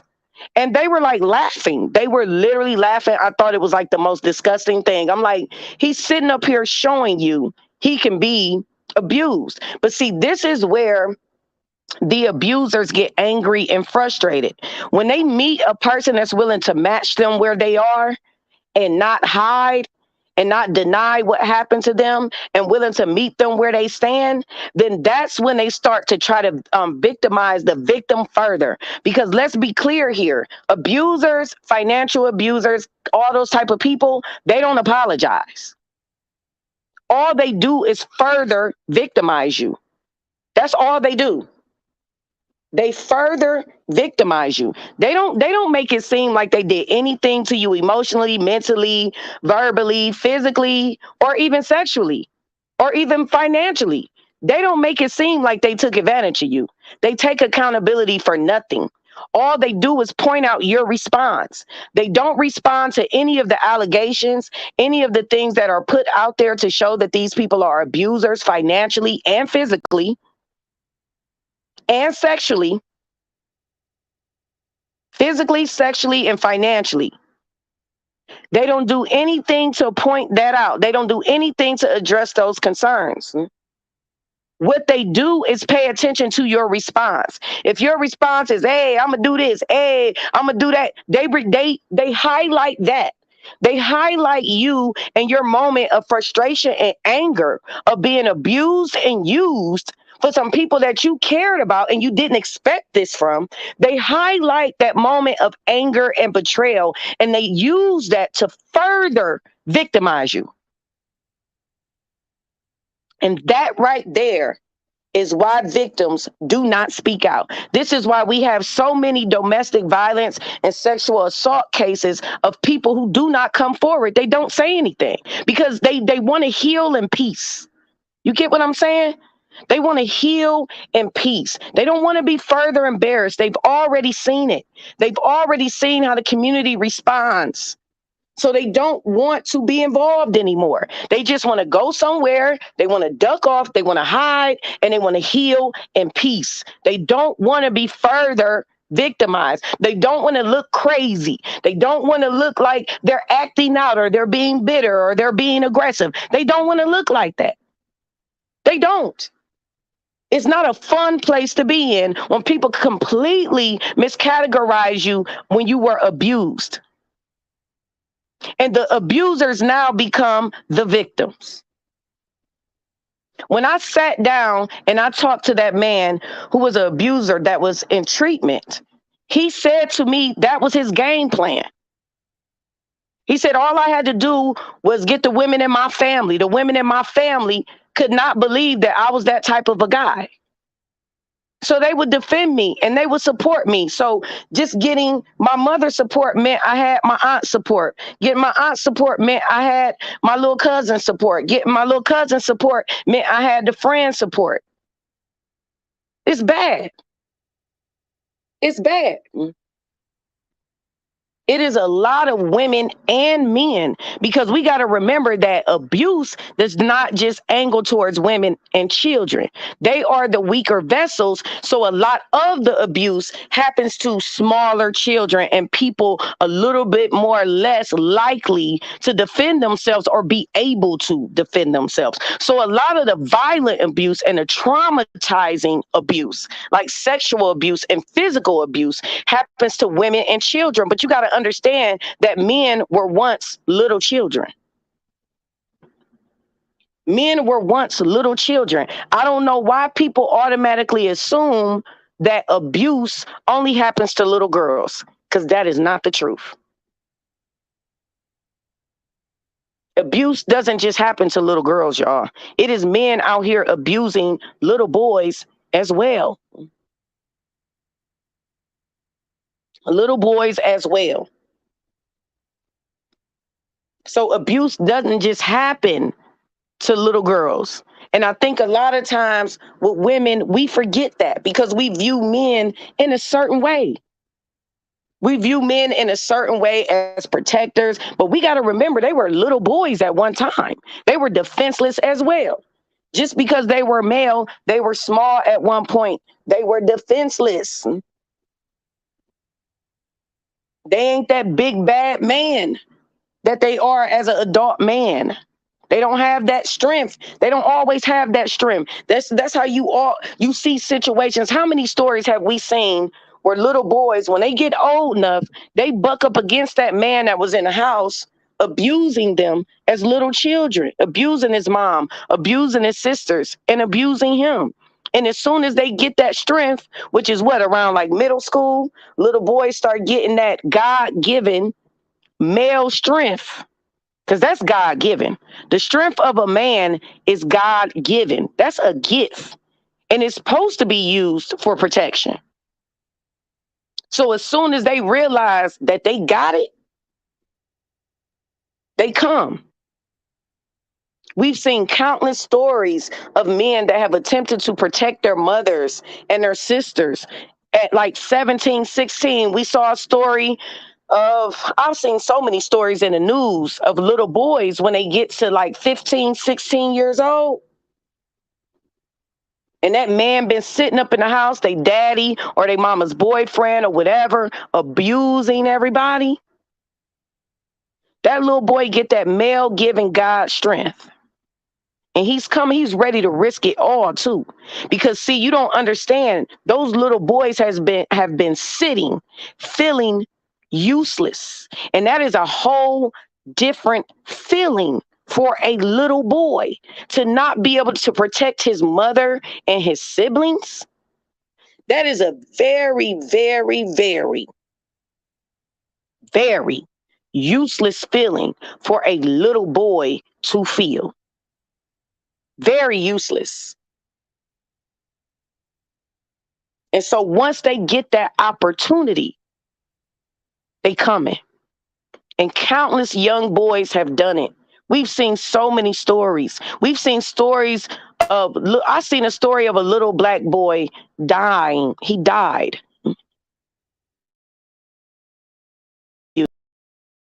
Old enough. He tried to take his father out and his father took him out. But he tried. And it is, Vanity Girl. It's so heartbreaking that little boys are put in that position, that the mothers that are abuse apologists and dealing with this, they probably don't know how to walk away. They probably don't know what to do. It is just a conundrum of a situation to be placed in. Like all the research I've been doing, it just makes me sympathize with most of the men that are abusers came from abusive homes. Came from abusive homes, and it comes from a feeling of feeling defeated, feeling like there's absolutely nothing you can do as a young boy sitting in a room listening to your sister be abused, listening to your mama be abused, and you sitting in that room as a 6-year-old, 7-year-old little boy with no strength, and you can't do nothing.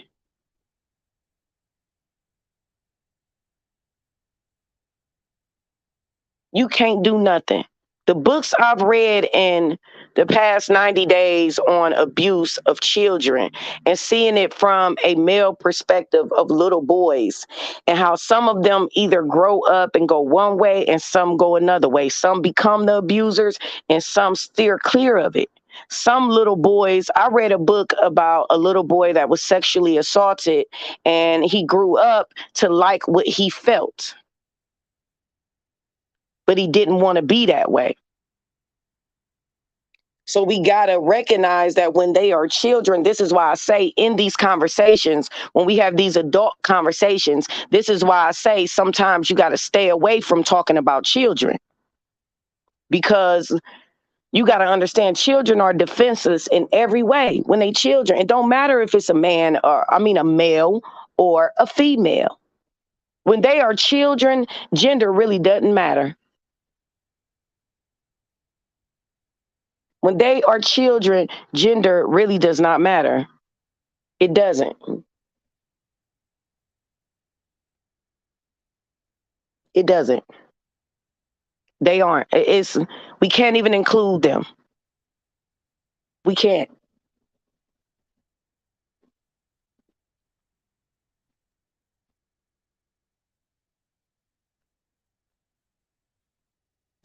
Lorenzo. Lorenzo says, I remember when one of my mama's boyfriends tried to put his hands on her. Me and my brother was finna jump his ass. I had my bat ready to commit an RBR, real bad energy. Yes. You got to think that, little boys are children. They ain't got that strength. They ain't got that mindset. They victims, just like, man, they are weaker vessels and victims to anybody who wants to abuse them. It's different levels of abuse that start happening when you get older. You start being abused by people financially, emotionally, verbally, and mentally. People trying to gaslight you, and, people taking advantage of you. And then when you respond, you know what you get.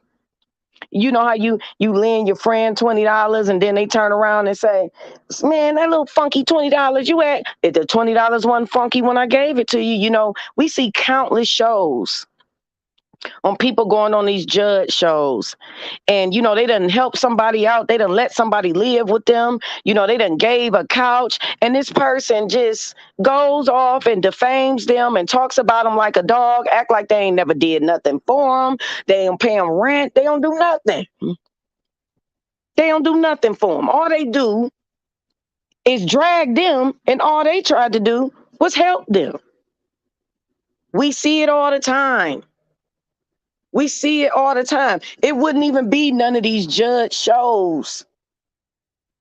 Look at all the women on paternity court, emotionally and mentally abusing men by telling these men it's their baby, and got three dudes coming in but want to focus on one. That's emotional abuse. So there's so many, like, what I'm learning is that there's so many different layers of abuse, and we only focus on one, but there's so many different layers of it.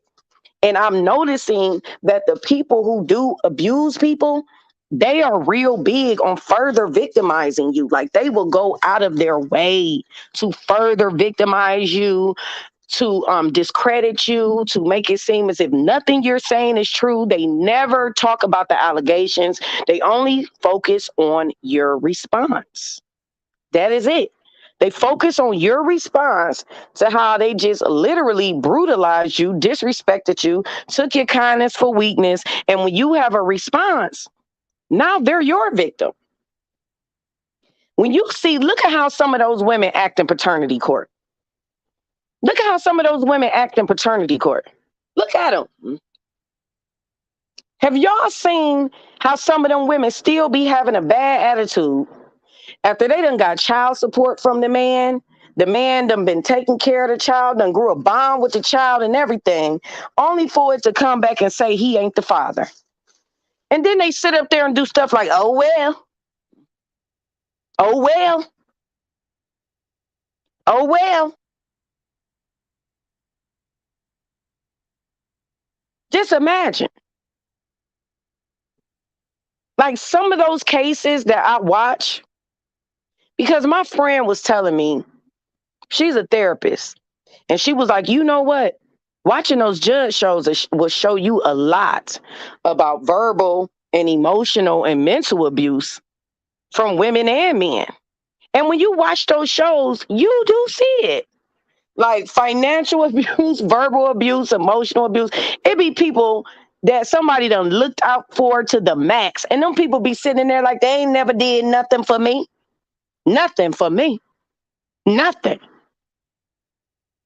And I'll be just sitting there looking like people are just crazy. And when you watch those shows on paternity court, because you got to understand a man's perspective. A man does not know whether it's his baby or not. He's going based off what you're telling him. Even if you live in a house with a man, even if y'all been married for 99 years, he still has no concrete proof on knowing whether it's his child or not. He's only going off, okay, we've been together a long time. You know, we've been in this relationship. He's going off of that. He's going off the fact that he's married to you, or he's your man, or that he had sex with you. But he doesn't have the proof that you have. He doesn't. That's just a fact. He does not have the proof that you have as a woman. As a woman, you know exactly who you slept with, exactly when you slept with them, how many times, you know. So it always amazes me when I see these shows and I see these women and they be really dogging the guy, like really just going in on the guy. Like, you don't take care of your child.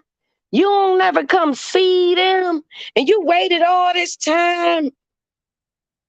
And they go on and on and on as if, and the men be looking so, dag, it be sad how the men be looking. And it's like, when you think about it, like, and you remove all your emotions and like your victimization as a woman and saying, oh, you know, I was only with you. That is one game I never played with the fathers of my kids. All of us got tested.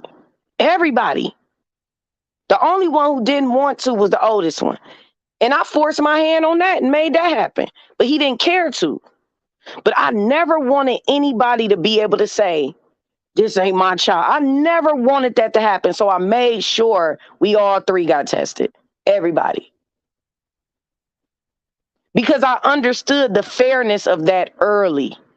I'm like, that is just, men really don't have no way to tell whether a woman really did not step out on them, really did not do anything to them. A man has no way. And since I was highly confident, because I knew I hadn't done anything, I wanted to give them the same confidence in knowing, yes, this is your blood child. Because you got to understand, unless they get that test, they really don't know. They can choose to trust you. They can choose to trust you. They can. They can choose to. But even with that choice, they don't know vehemently like we do. See, I knew vehemently because I knew who I was with, and it was only the dads at the time. So I knew I wasn't gonna get no moment that was gonna, like, you know, be some old bullshit. But I wanted them to have the same confidence with their kid that I got with mine, knowing that's mine. Men don't have the opportunity to do that unless DNA is established. So that's another level of abuse. Can you imagine somebody taking you through heck and back? Heck and back. And like, yeah, this your child. They arguing with you up and down, all around. And then it ain't your child.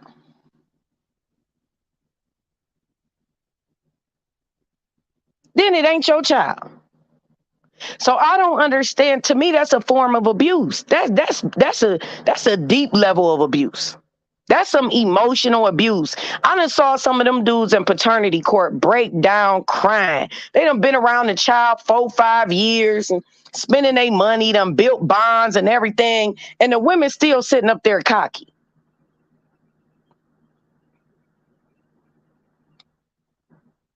It's just, I don't think that's a good look. Like, I don't. I think that's like highly disrespectful. I think that that's like really, it's really bad. You know what I'm saying? Highly disrespectful. Like, if you, I'll be respecting the women that come in and they say stuff like, well, I don't know, because I was with this guy and I was with that guy.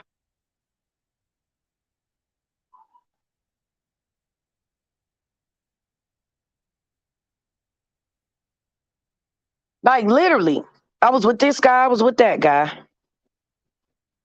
Just come on out and say it. It's over with. So to me, that's a form of abuse. It's so many different levels of abuse that's not discussed. I think the only thing on a larger magnitude that is discussed, like I said earlier, was like domestic and sexual. Those are the ones that are discussed on a level that is like, you know what I'm saying? Those are the ones. Primarily what everybody talk about.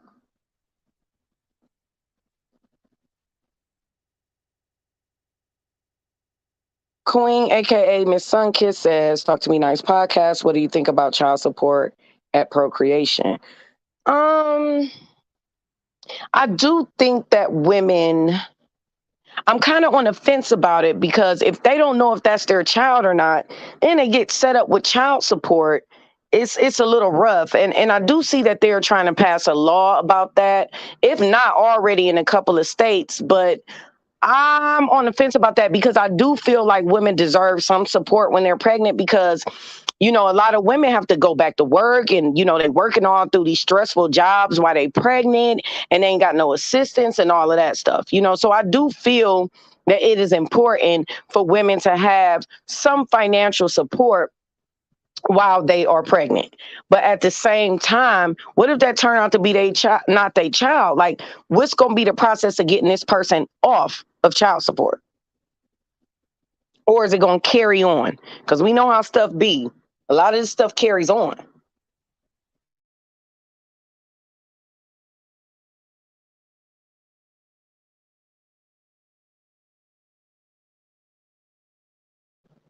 A lot of stuff will carry on. So it's like, what's going to happen if it's not his child and then he done just spent all his money? Is he going to get his money back? Is he going to get his money back? That's what I would like to know. Because if he get his money back, if they got it set up to where, right after birth, it's a DNA test and then he can get his money back, that's different. But if he can't get his money back, that's not cool. That's not cool at all. I think it would carry on too, Miss Sunkiss. That's typically how it works.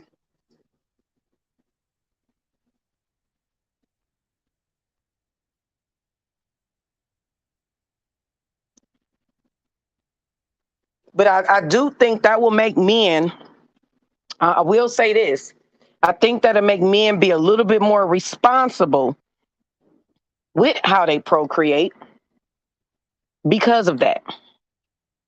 I do. I think it'll make men be a lot more responsible in how, you know, what experiences they have with women sexually, and how they move forward. Contraceptive will be way more important to them.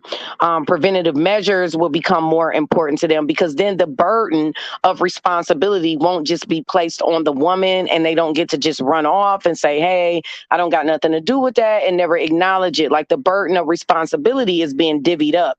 And I think the fact that the burden of responsibility is being divvied up is a good thing, but at the same time, I think there needs to be some preventative measures to protect men that find themselves in situations that I was just talking about, like paternity court and all of the tragedy that happens over there on that show with a lot of women. So I think that it needs to be divvied up, the level and burden of responsibility, for it to be more fair. That may bring more balance to a lot of these conversations. I think that men feel financially abused by women, but they don't understand that because they lack emotional empathy for women, it is why the system has set it up for them to be responsible financially, because they can't depend on men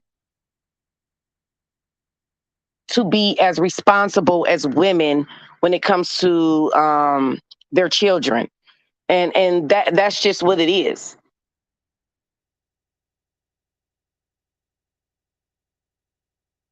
Yeah, they do pay them a judgment, but a lot of the stuff be real. I don't know about all the shows, but I think the ones on paternity court be real. I have seen some that look a little fake.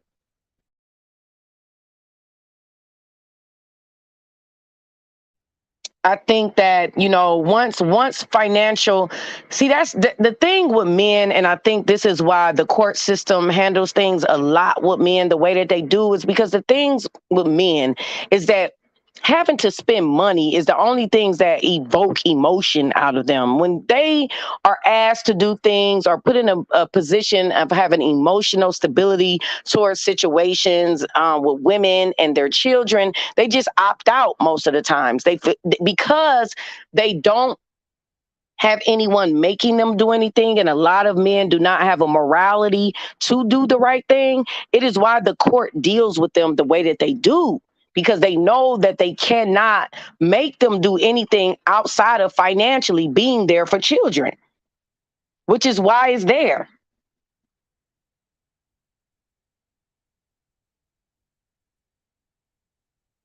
I think Paternity Court may be off the air, but they're still showing reruns. They're doing them like dang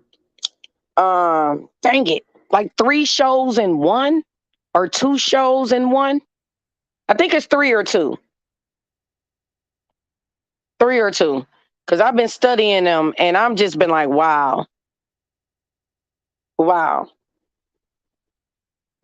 And yes, R. Gooden, I saw your questions. I will put the books that I've read this past 90 days in my community wall on abuse, which is why I started focusing on so many other layers of abuse, because it's so many layers of it. Yeah, I like the judge too. I like her. I think her name is Lauren Lake. I like her, and who else? Judge Toller. Um, who else? It's one more. It's one more. She was on divorce court. And I like the lady on divorce court. I like her. She's not there anymore. Judge Toller is there. And I like Judge Toller too. That is a wise woman. Judge Toller is a wise, wise, wise woman. I don't know if y'all have read any of Judge Toller's books, but you need to get on it. You need to get on her books ASAP. That woman drops nothing but pearls of wisdom. Nothing but. That is a very wise woman. Judge Maybelline. Thank you, Mimi B. Me too, Miss P. I love me some Judge Toller. That woman is sharp as a tack. Sharp as a tack. I don't know if y'all read her book on depression and like going through mental health issues, but that's definitely a good read. A good read. But yes, Judge Maybelline. Yep, I liked her. I miss her. I think she may be retired or something. I don't see her anymore. And it's another lady. She does the People's Court. The Italian lady. Can't remember her name either. But she is sharp as a tack too.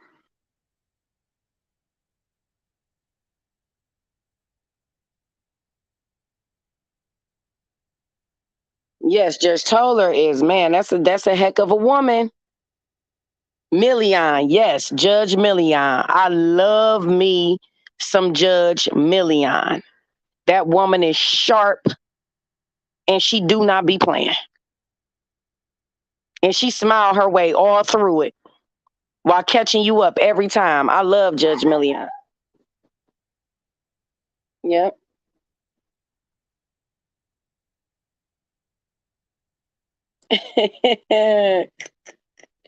Mars said, Judge Judy will have you dismiss your own case. She sure will. She a little firecracker. She a little firecracker. I remember when Nicki Minaj said that her favorite spare time is to watch Judge Judy. Is to sit up and binge watch Judge Judy. Judge Judy. Judge Judy don't be giving them no time. As soon as you say anything foolish, she just out. She gone. You can't get nothing past. You right, Celeste. You can't get nothing past Judge Judy. She another sharp one. Real sharp. I do Trey too.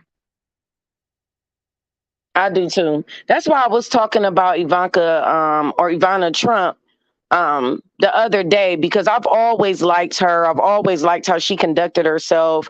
I always had felt like she had a lot of poise and grace, which is something I admire in people because I don't always have it. Okay, don't always have it.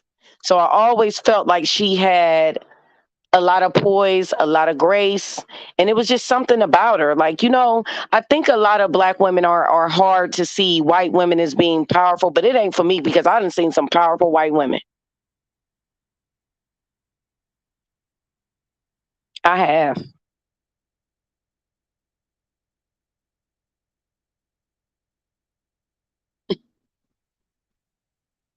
She do. She do, Mara. She just be going at people. She remind me of like Judge Judy remind me of like a little grumpy grandma. But it's like you can't take it personal because it's like even beneath that exterior, she seems like a very loving person. I just think she don't have time while she in court. She's a judge. She ain't got time to be playing with you coming in here and playing games. She do not got time to be, and see, that is often a misconception of women who show grace, love, and character. We are oftentimes meant to be that way all the time, even if it's a situation that causes for you to be completely different. People want to be the stampede of dysfunction over a woman that has strength, power, and wisdom. They want to be that stampede of dysfunction. They want to ravel you up, and they don't understand all we're going to do is check you, embarrass you, and continue.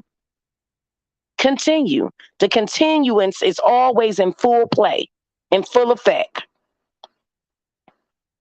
The continuance is always at the forefront, the overseer of all of the emotion. Trust me. It's just that a lot of women who have wisdom know how to operate in their emotion. We aren't too caught up in what you will have to say after you have completely shown me your butt to kiss. Listen, once I choose to get you, I'm going to get you. That's it. Yeah, I will, Tati. I'm going to put the books in, because R. Gooden asked like right before you, and I'm going to put them in the community wall.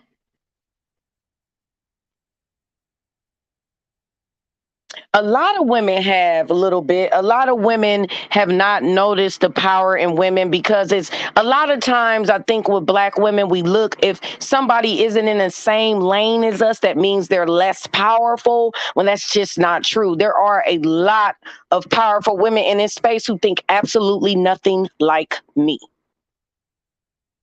Absolutely nothing like me.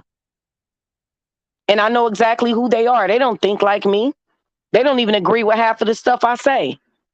But it does not mean they aren't powerful and righteous in the lane that they've created for themselves, in the message that they want to present for themselves. There are plenty of women in this space that are powerful in their own rights. And I think that once you start to recognize the power of a woman, and the wisdom of a real woman, the essence of a woman, the divine femininity, the dark femininity, you will understand women much more. You won't always look at women like you can't respond, you can't lash out, you can't talk back, you'll remove that. That is a force of male peer identification. You looking for that peership from men. So you choose to attack women who don't think like you. You do that, and your male peer identification. You looking for the support of your male peers. Nothing is factual, nothing is true. You are still seeking the support of your male peers.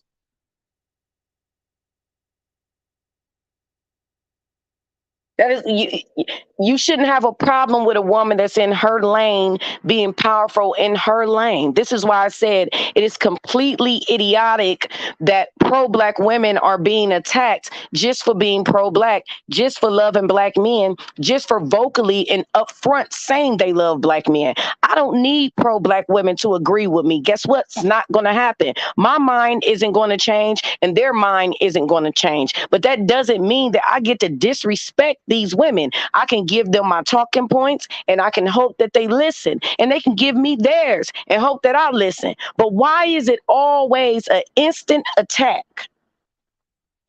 And I know why. I don't need you to answer, because you want male peer respect. That is your male peer identification signing out through and through. Yeah, they can, Jay Boogie.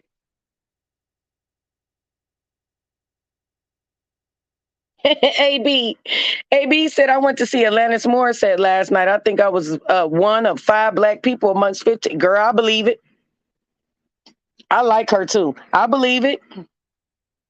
Alanis Morissette, that woman is powerful. It's a lot of powerful white women. Once you remove race and you start really looking at gender, you will see a lot of powerful women that ain't out here trying to acquiesce to these men. It's a lot of us out here, and all of us aren't black. It's a lot of us out here as women that ain't nowhere showboating and dancing and scooching across nobody's stage, showing out for men. It's a lot of us. It's a lot of us. Trust me, baby. It's a lot of us. It is a lot of us. It is. And it's very important for you to broaden your horizons when it comes to your gender and things that directly affect you with your gender, and how to motivate other women by way of your own energy. All you got to do is operate from your gender only. Only. That's all you got to do. And you will start recognizing them and seeing them, and they're going to see you too. When we was watching our Roe v. Wade meeting, we was sitting right in the house with a very strong, powerful white woman. Sure was.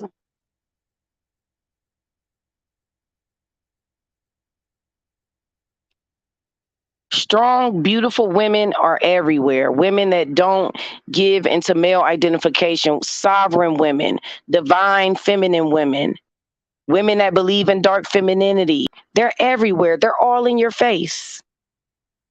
They're all over the place. I believe she did, AB. Alanis Morissette be getting down. Getting down. She's a feminist as well. But I'm going to wrap this stream up, y'all. I got some things I got to do. But I appreciate y'all for tuning in to me. I may come back later, may not, but I will put those books in the community wall for y'all to read. I got them off Amazon. And we will check back in later. If I do come back later, it will probably be members only. So I'll see you guys soon. Everybody be easy.